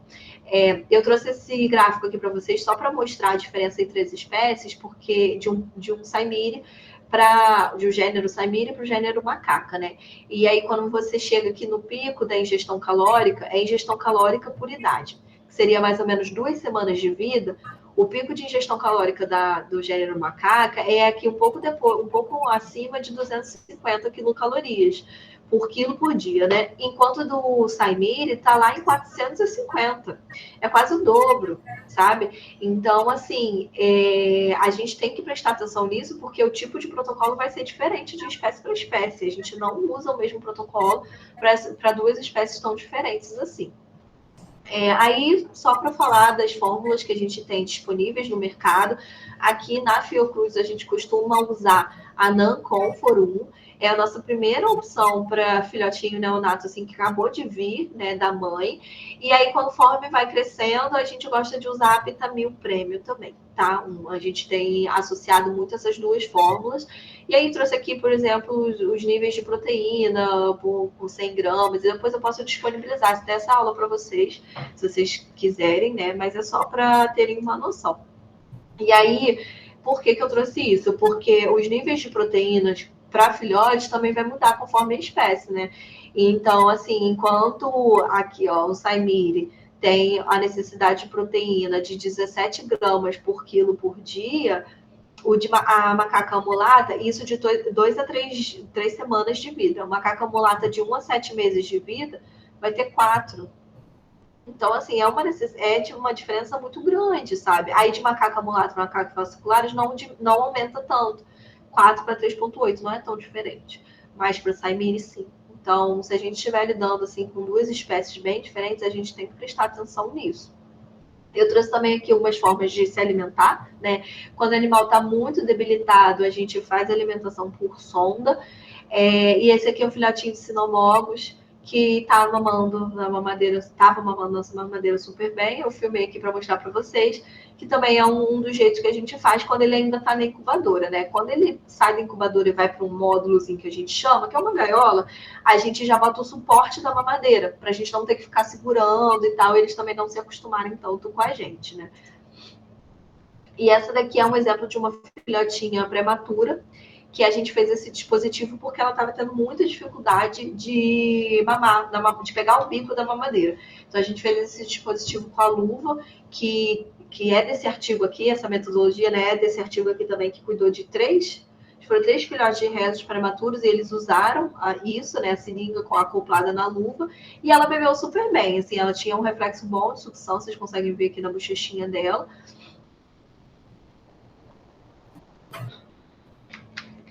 Ela aceitou super bem, a gente tinha que fazer uma pequena pressão assim no bico da luva, né? Para o leite sair bem, porque eu fiz furinhos bem pequenininhos. Mas ela aceitou bem esse biquinho.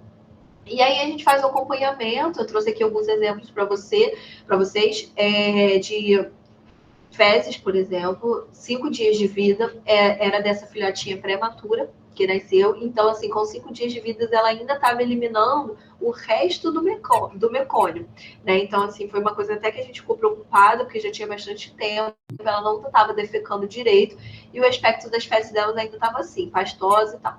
Mas com 27 dias, prestes a completar 30 dias, né, e sair desse período mais crítico, olha como estavam as fezes dela, bem durinha, já mais amarronzada. Esse aspecto um pouco amarelado é normal para a fórmula, tá? Então, mas já tinha um formato, já estava numa cor boa, ela já estava super bem.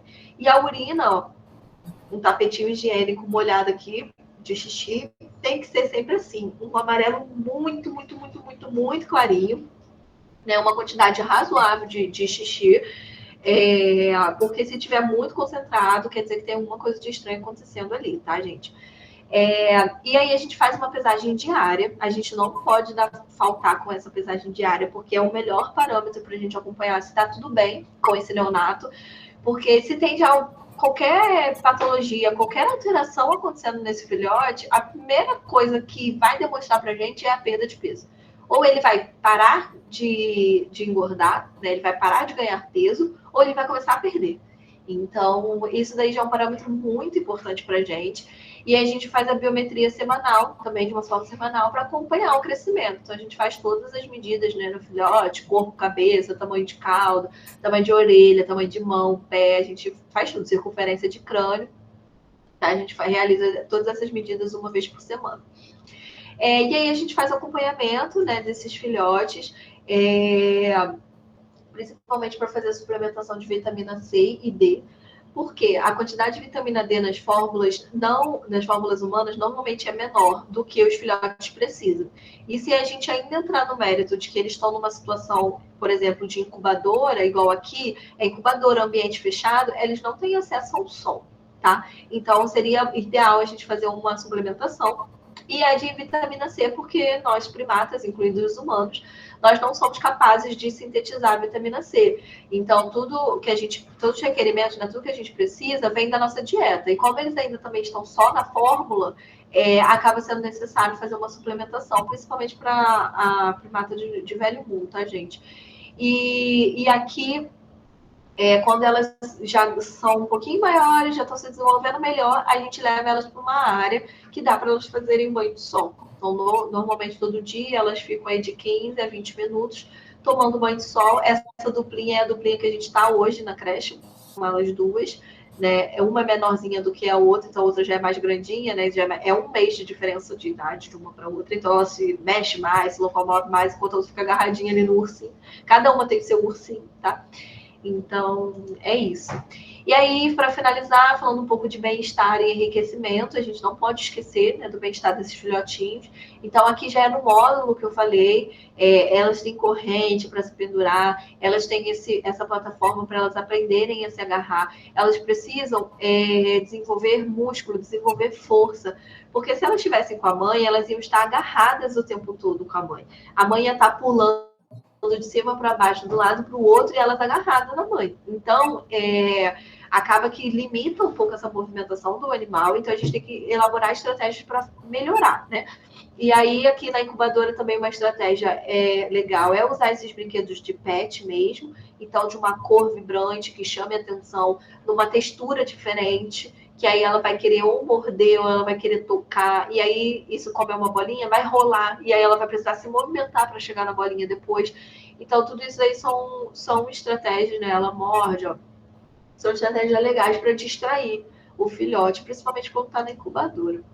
Aí aqui eu trouxe também da introdução alimentar, mas serviu como enriquecimento, né? E ela fica se pendurando. A gente está oferecendo as folhas para ela agora na dieta. Então ela se pendura, ela brinca e ela come. Aí depois ela se pendura de novo. Gente, é uma coisa mais fofa ficar acompanhando aqui, ficou girando. É muito bonitinho. E aí aqui a gente fez um teste um dia, botamos feno na banheira, né? Assim, numa banheira não, é um baldezinho, que a gente chama de banheira, mas é um baldezinho. A gente botou feno para ela brincar, explorar, ficar tocando. O que ela fez? Ela dormiu simplesmente ali dentro. Ela juntou o feno todo nesse cantinho, junto com o ursinho de pelúcia, um macaquinho, né, de ursinho de pelúcia aqui, tava dormindo. Eu tirei essa fotinho com ela dormindo, e uma coisa que eles têm muito costume, a gente não consegue tirar deles, é botar esse dedo na boca.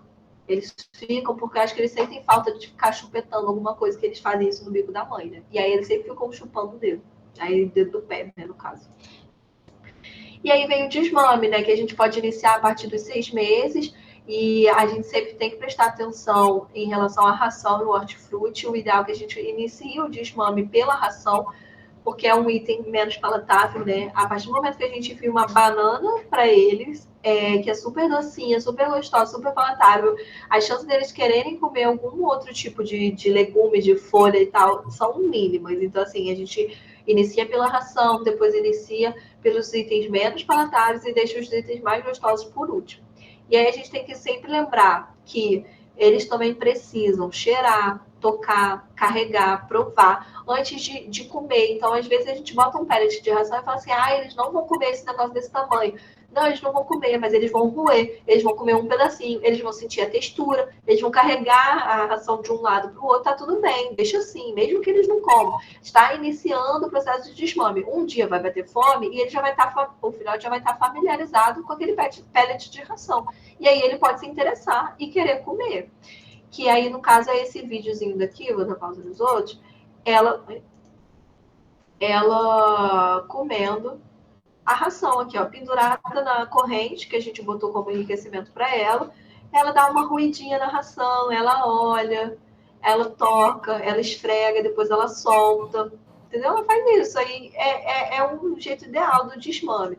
Aqui é outra macaquinha comendo um ovo de codorna, por exemplo. Eles aprendem a descascar, eles aprendem o que eles querem comer mais. Aí sobe, desce. Esse galho aqui é muito bom, porque ela aprende a comer pendurada. Ela aprende a se agarrar, ter força no músculo e dos outros membros para estar comendo. Que ela pega uma cerola, ó, dá um pulão, ela vai subir. Aí ela come lá em cima, e depois joga a cerola no chão, aí desce. E fica assim. É um ótimo exercício, um ótimo enriquecimento para eles. E aí, gente, o nosso maior desafio da creche em si, do setor de neonatologia, é o comportamental. Não tem jeito.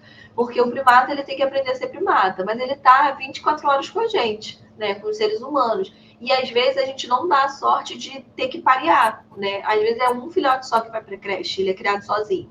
Agora a gente tem duas, elas estão sendo criadas pareadas, mas é muito difícil essa parte comportamental, né?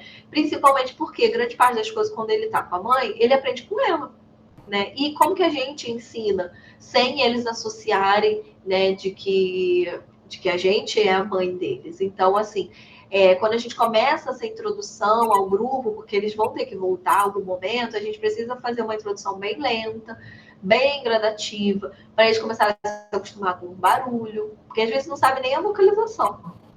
Com esse barulho, o barulho da nossa rotina, o manejo do dia a dia, varrer, lavar, tudo isso faz barulho.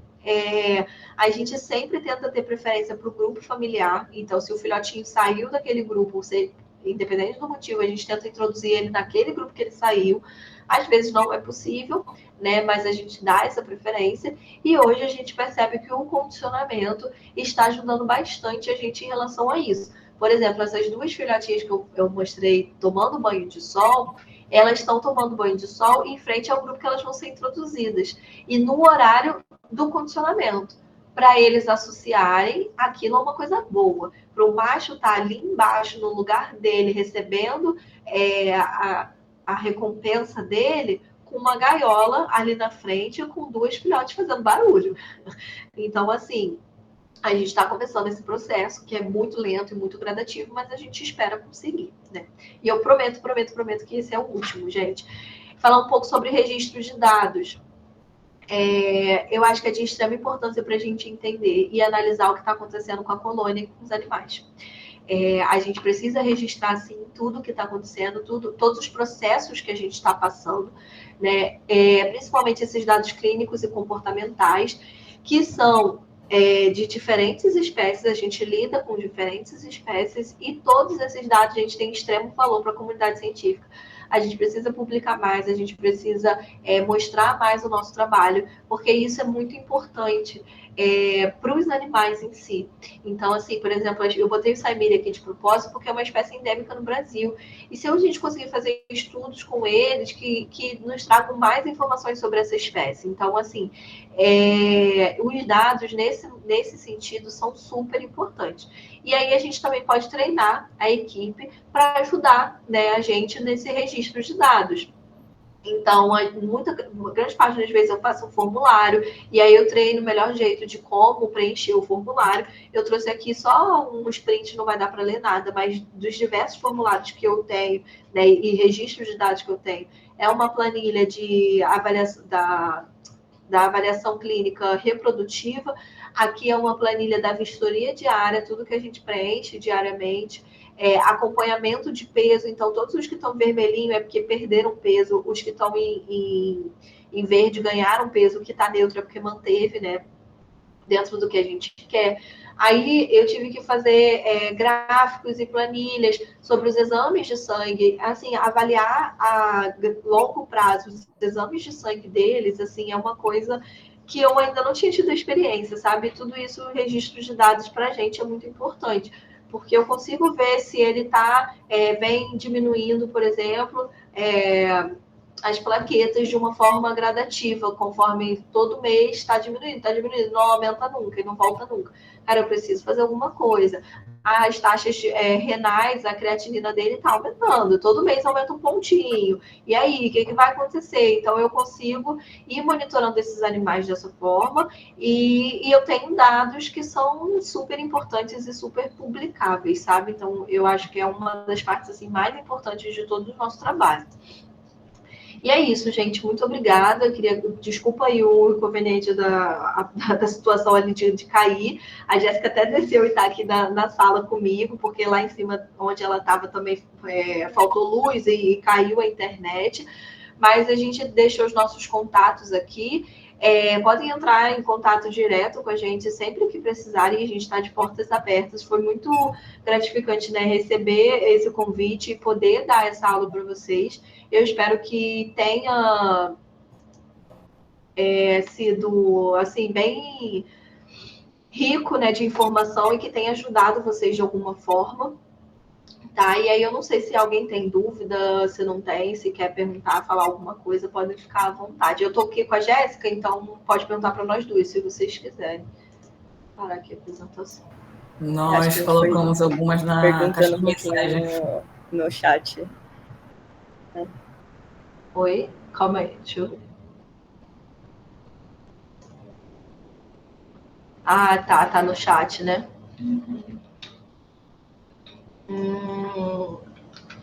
Sobre a primeira, foi a avaliação seminal do macho que copulou, mas tiveram fêmeas que não emprenharam. Responder. Teve sim, todos os machos eles passaram pelo espermograma antes de serem formados grupos. Inclusive esse macho que não engravidou, ele era um dos que tinha a melhor qualidade de sêmen. Uma lâmina muito bonita. Coisas da vida, né? Que acontece. O melhor que a gente julgava que era o melhor, ele acabou não engravidando. Mas eu acho que agora tem fêmea grávida no recinto. Eu acho que tem. Tô esperançosa. Quanto tempo, mais ou menos, dura cada sessão do condicionamento? Então, por recinto, deve durar mais ou menos... Deve ser uns 10 minutos, em média, cada sessão, tá? Porque a gente né, fazendo em todos os recintos, a gente fica mais ou menos 1 hora e 10, né? Assim, fazendo tudo. Então, por recinto, deve ser uns 10 minutos, mais ou menos. Vocês já tiveram algum caso de sucesso na reaproximação do filhote com a mãe após a cesárea? Após a cesárea, não. O que acontece aqui com a gente é que a gente nunca tinha tido essa experiência da cesárea, né, do filhote nascer vivo e bem. As outras situações, quando não tinham a reprodução de forma controlada, que aconteceram, precisou ser cesárea, o feto já estava morto, né? E aí fez cesárea, o feto já estava morto. Então, o nosso primeiro caso de uma cesárea que deu certo, o filhote nasceu vivo e ficou bem, foi há 3 anos atrás, 2022, e agora o segundo caso foi desse ano, né? Dessa do prolapso vaginal que a gente mostrou para vocês. E aí, o primeiro caso foi filhote prematuro, então já não tinha como juntar mesmo com a mãe, porque ele precisava de cuidados especiais. E aí, esse segundo caso foi a primeira vez que a gente fez a tentativa. E aí, mãe sem experiência, né? Nunca tinha tido filhote, então a gente não teve sucesso nessa reaproximação. O que já aconteceu de ter sucesso na reaproximação foi filhote que precisou de tratamento, ficou separado um tempinho, foram poucos dias, e aí depois voltou para a mãe e a mãe aceitou, sem problemas nenhum. E o filhote ficou bem agarrado depois na mãe, não tivemos problema. Mas agora na cesárea mesmo, a gente nunca conseguiu ainda. Você vê a diferença entre o uso dos leites com lactose ou sem lactose na aceitação e qualidade das fezes. Então, na aceitação em si, eu não vejo diferença. Eu acho que o filhote parece estar tão desesperado para mamar. Eles ficam tão fominha que eles aceitam o leite. Mas já aconteceu, assim, de ter filhote com uma diarreia que não parava, não importa o que a gente fazia probiótico, a gente fez todos os exames, não tinha nada, não tinha parasita, tudo voltava negativo. Eu falei, gente, não é possível. E aí, né, pensamos, deve ser a lactose. E aí a gente comprou leite sem lactose e aí o filhote ficou bem. Aí na qualidade das fezes eu sinto diferença sim, mas não são todos os filhotes. Eu tenho para mim que os primatas do velho mundo, eles conseguem se adaptar melhor ao leite com lactose. Como para a gente é uma demanda, é a maior demanda, né, que a gente mais tem de creche, e por ser serviço público, é licitação e tal, a gente sempre recebe leite com lactose. E aí os casos de exceção, a gente compra à parte o leite sem lactose de um ou outro filhote que precisa. Na questão da nutrição também, que tivemos uma experiência com o neonato alimentado por leite NAN, diluído na proporção 25-25, até o uso do leite 100%. Mel também para dar um aceite melhor. E o animal perdeu peso a cada dia, perdia peso a cada dia. Qual era a espécie do neonato, Jean? É calimico. Calimico. Ele ficou bem depois? Não, virou estrelinha. Veio é interessante isso. Então, deixa eu contextualizar, né? É uma mãe que já tinha perdido essa daí tinha perdido outro filhote, né, já? Não lembro. Ela já tinha, acho que já tinha sido uma mãe que não estava... Já tinha perdido. E quando veio pra gente, já estava relativamente... Não, Jean, esse daí foi a Otus, não foi? Foi a Otus, não foi a Calimico? Foi a Otus. E aí já tinha tido as primeiras mamadas, então já tinha uma semana de cuidado materno, até que a mãe deixou de aceitar. E aí a gente foi fazendo a troca do leite, né? Primeiro foi soro fisiológico, e aí foi trocando as proporções do leite. Então, 25% leite, 75% soro fisiológico, e aí foi aumentando de 25 e 25 a cada 2 mamadas, para tentar evitar a parte da diarreia, né, e tudo mais. Sim. E aí deve ter tido alguma broncoaspiração, a gente não, enfim, a gente não acompanhou a necrópsia para ver. Isso que eu ia perguntar agora. Porque, assim, ela tinha um reflexo de sucção bom também, a filhotinha? Tinha, né? No início, sim, até deixar de ter. Porque a questão mesmo da pergunta, né, em si foi a questão nutricional, porque, assim, tem um nível de frequência, né, para dar a questão do leite, também concentração, se é sem ou com lactose, a questão também do mel, né, que é a glicose que o animal precisa também nesses primeiros momentos e tal. Só que, fora esse trágico, né, acidente do animal que ele veio a óbito, mas a questão dele perder peso a cada dia, que ele não ganhava nada, só perdia. Ele então, podia... Pode falar. Então, não sei se a frequência tinha que ser maior ainda, né? Porque a quantidade era, enfim, pouca quantidade, mas só que uma frequência bem maior. Só que mesmo assim, será que foi, sei lá, insuficiente? Tinha que aumentar essa frequência? Porque já era uma frequência bem alta de leite para eles. A gente estava fazendo o quê? Era de 2 em 2 horas, depois era de 1 em 1, não era, gente? Foi diminuindo, não foi? Ou a gente foi, na verdade, de 1 em 1 e depois de 2 em 2? 2 em 2, né? Foi de 2 em 2. Então, eu acho que assim, acho que tá dando. Ele pode ter, o fato dele não engordar, só perder peso, eu acho que ele podia ter alguma patologia junto, né, acometendo ele. Pode não ter sido exclusivo, só questão nutricional, né? Aí, assim, não sei se talvez rolando uma sepse, não sei como que tava fezes, se tava tendo diarreia ou não. Eu acho que essas questões todas a gente podia analisar, e aí a principal resposta viria da necrópsia, né, do resultado da necrópsia, para saber se realmente broncoaspirou ou não. A própria pneumonia mesmo, eles podem começar a perder peso, né, e não ganhar. Eu acho que a frequência de alimentação de vocês estava boa. De 2 em 2, só se ele estivesse muito debilitado, eu passaria de 1 para 1 em 1 hora. Não veria problema.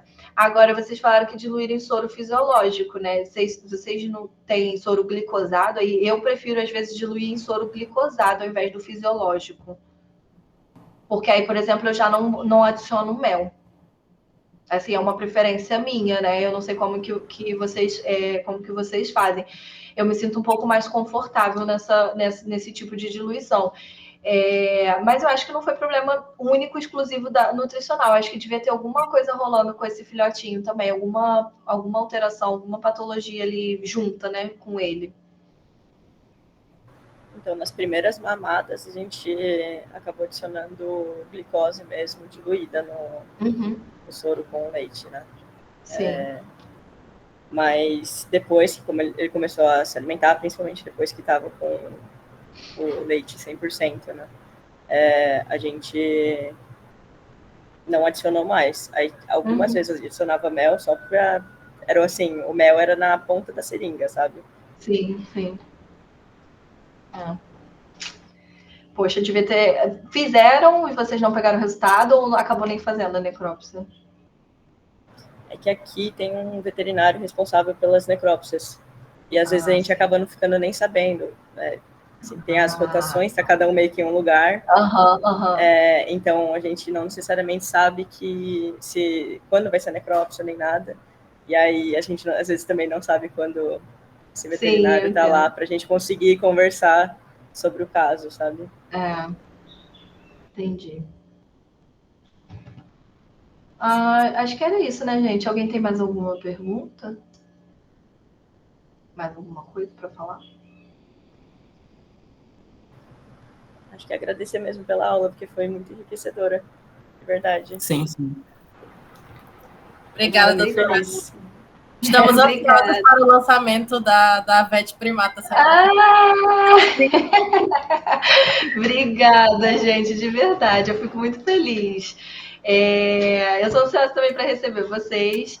E, assim, eu acho que sempre que a gente puder trocar, vocês têm o nosso contato agora. Eu acho que vocês podem perguntar. A gente está aqui para isso, para conseguir ter essa troca de experiência e tirar dúvida também. Nem tudo a gente vai saber, mas aí o que a gente puder ajudar, a gente ajuda. Muito obrigada. Estou muito feliz de poder ter tido essa troca com vocês. Na verdade, tinha uma pergunta, eu lembrei agora dela. Eu não sei se falhou o meu áudio na hora que você estava falando da época de acasalamento do Saimires também. E eu queria perguntar mesmo, porque assim, no Rio de Janeiro tem mudança de estação, né? Aqui não tem. Tem essa troca, você vê se tem uma diferença na época de acasalamento deles aí, comparado ao que seria? Eu também não sei como que funciona o controle de luz, se vocês conseguem manter 12 horas, umidade, etc. Aqui, a colônia de Saimiri é um ambiente aberto, né? Então, não tem... É o tempo mesmo, conforme o tempo. Então, o que acontece aqui, quando estava reproduzindo o Saimiri, eles se reproduziam no meio do ano, no nosso inverno aqui, no meio do ano, e o filhote começava, ao mesmo período do Rhesus, o filhote começava a nascer no final do ano, né? No nosso verão aqui. E até porque a gente já teve perda de Saimiri idoso, por exemplo, para o frio aqui. E olha que o Rio de Janeiro nem faz tanto frio, né? A gente não faz tanto frio, mas tem épocas assim que realmente faz um friozinho, e aí mesmo botando maravalha, mesmo fechando uma parte do recinto, tem idoso que não aguenta, assim, eu acho que no filhote também não ia aguentar, e aí acaba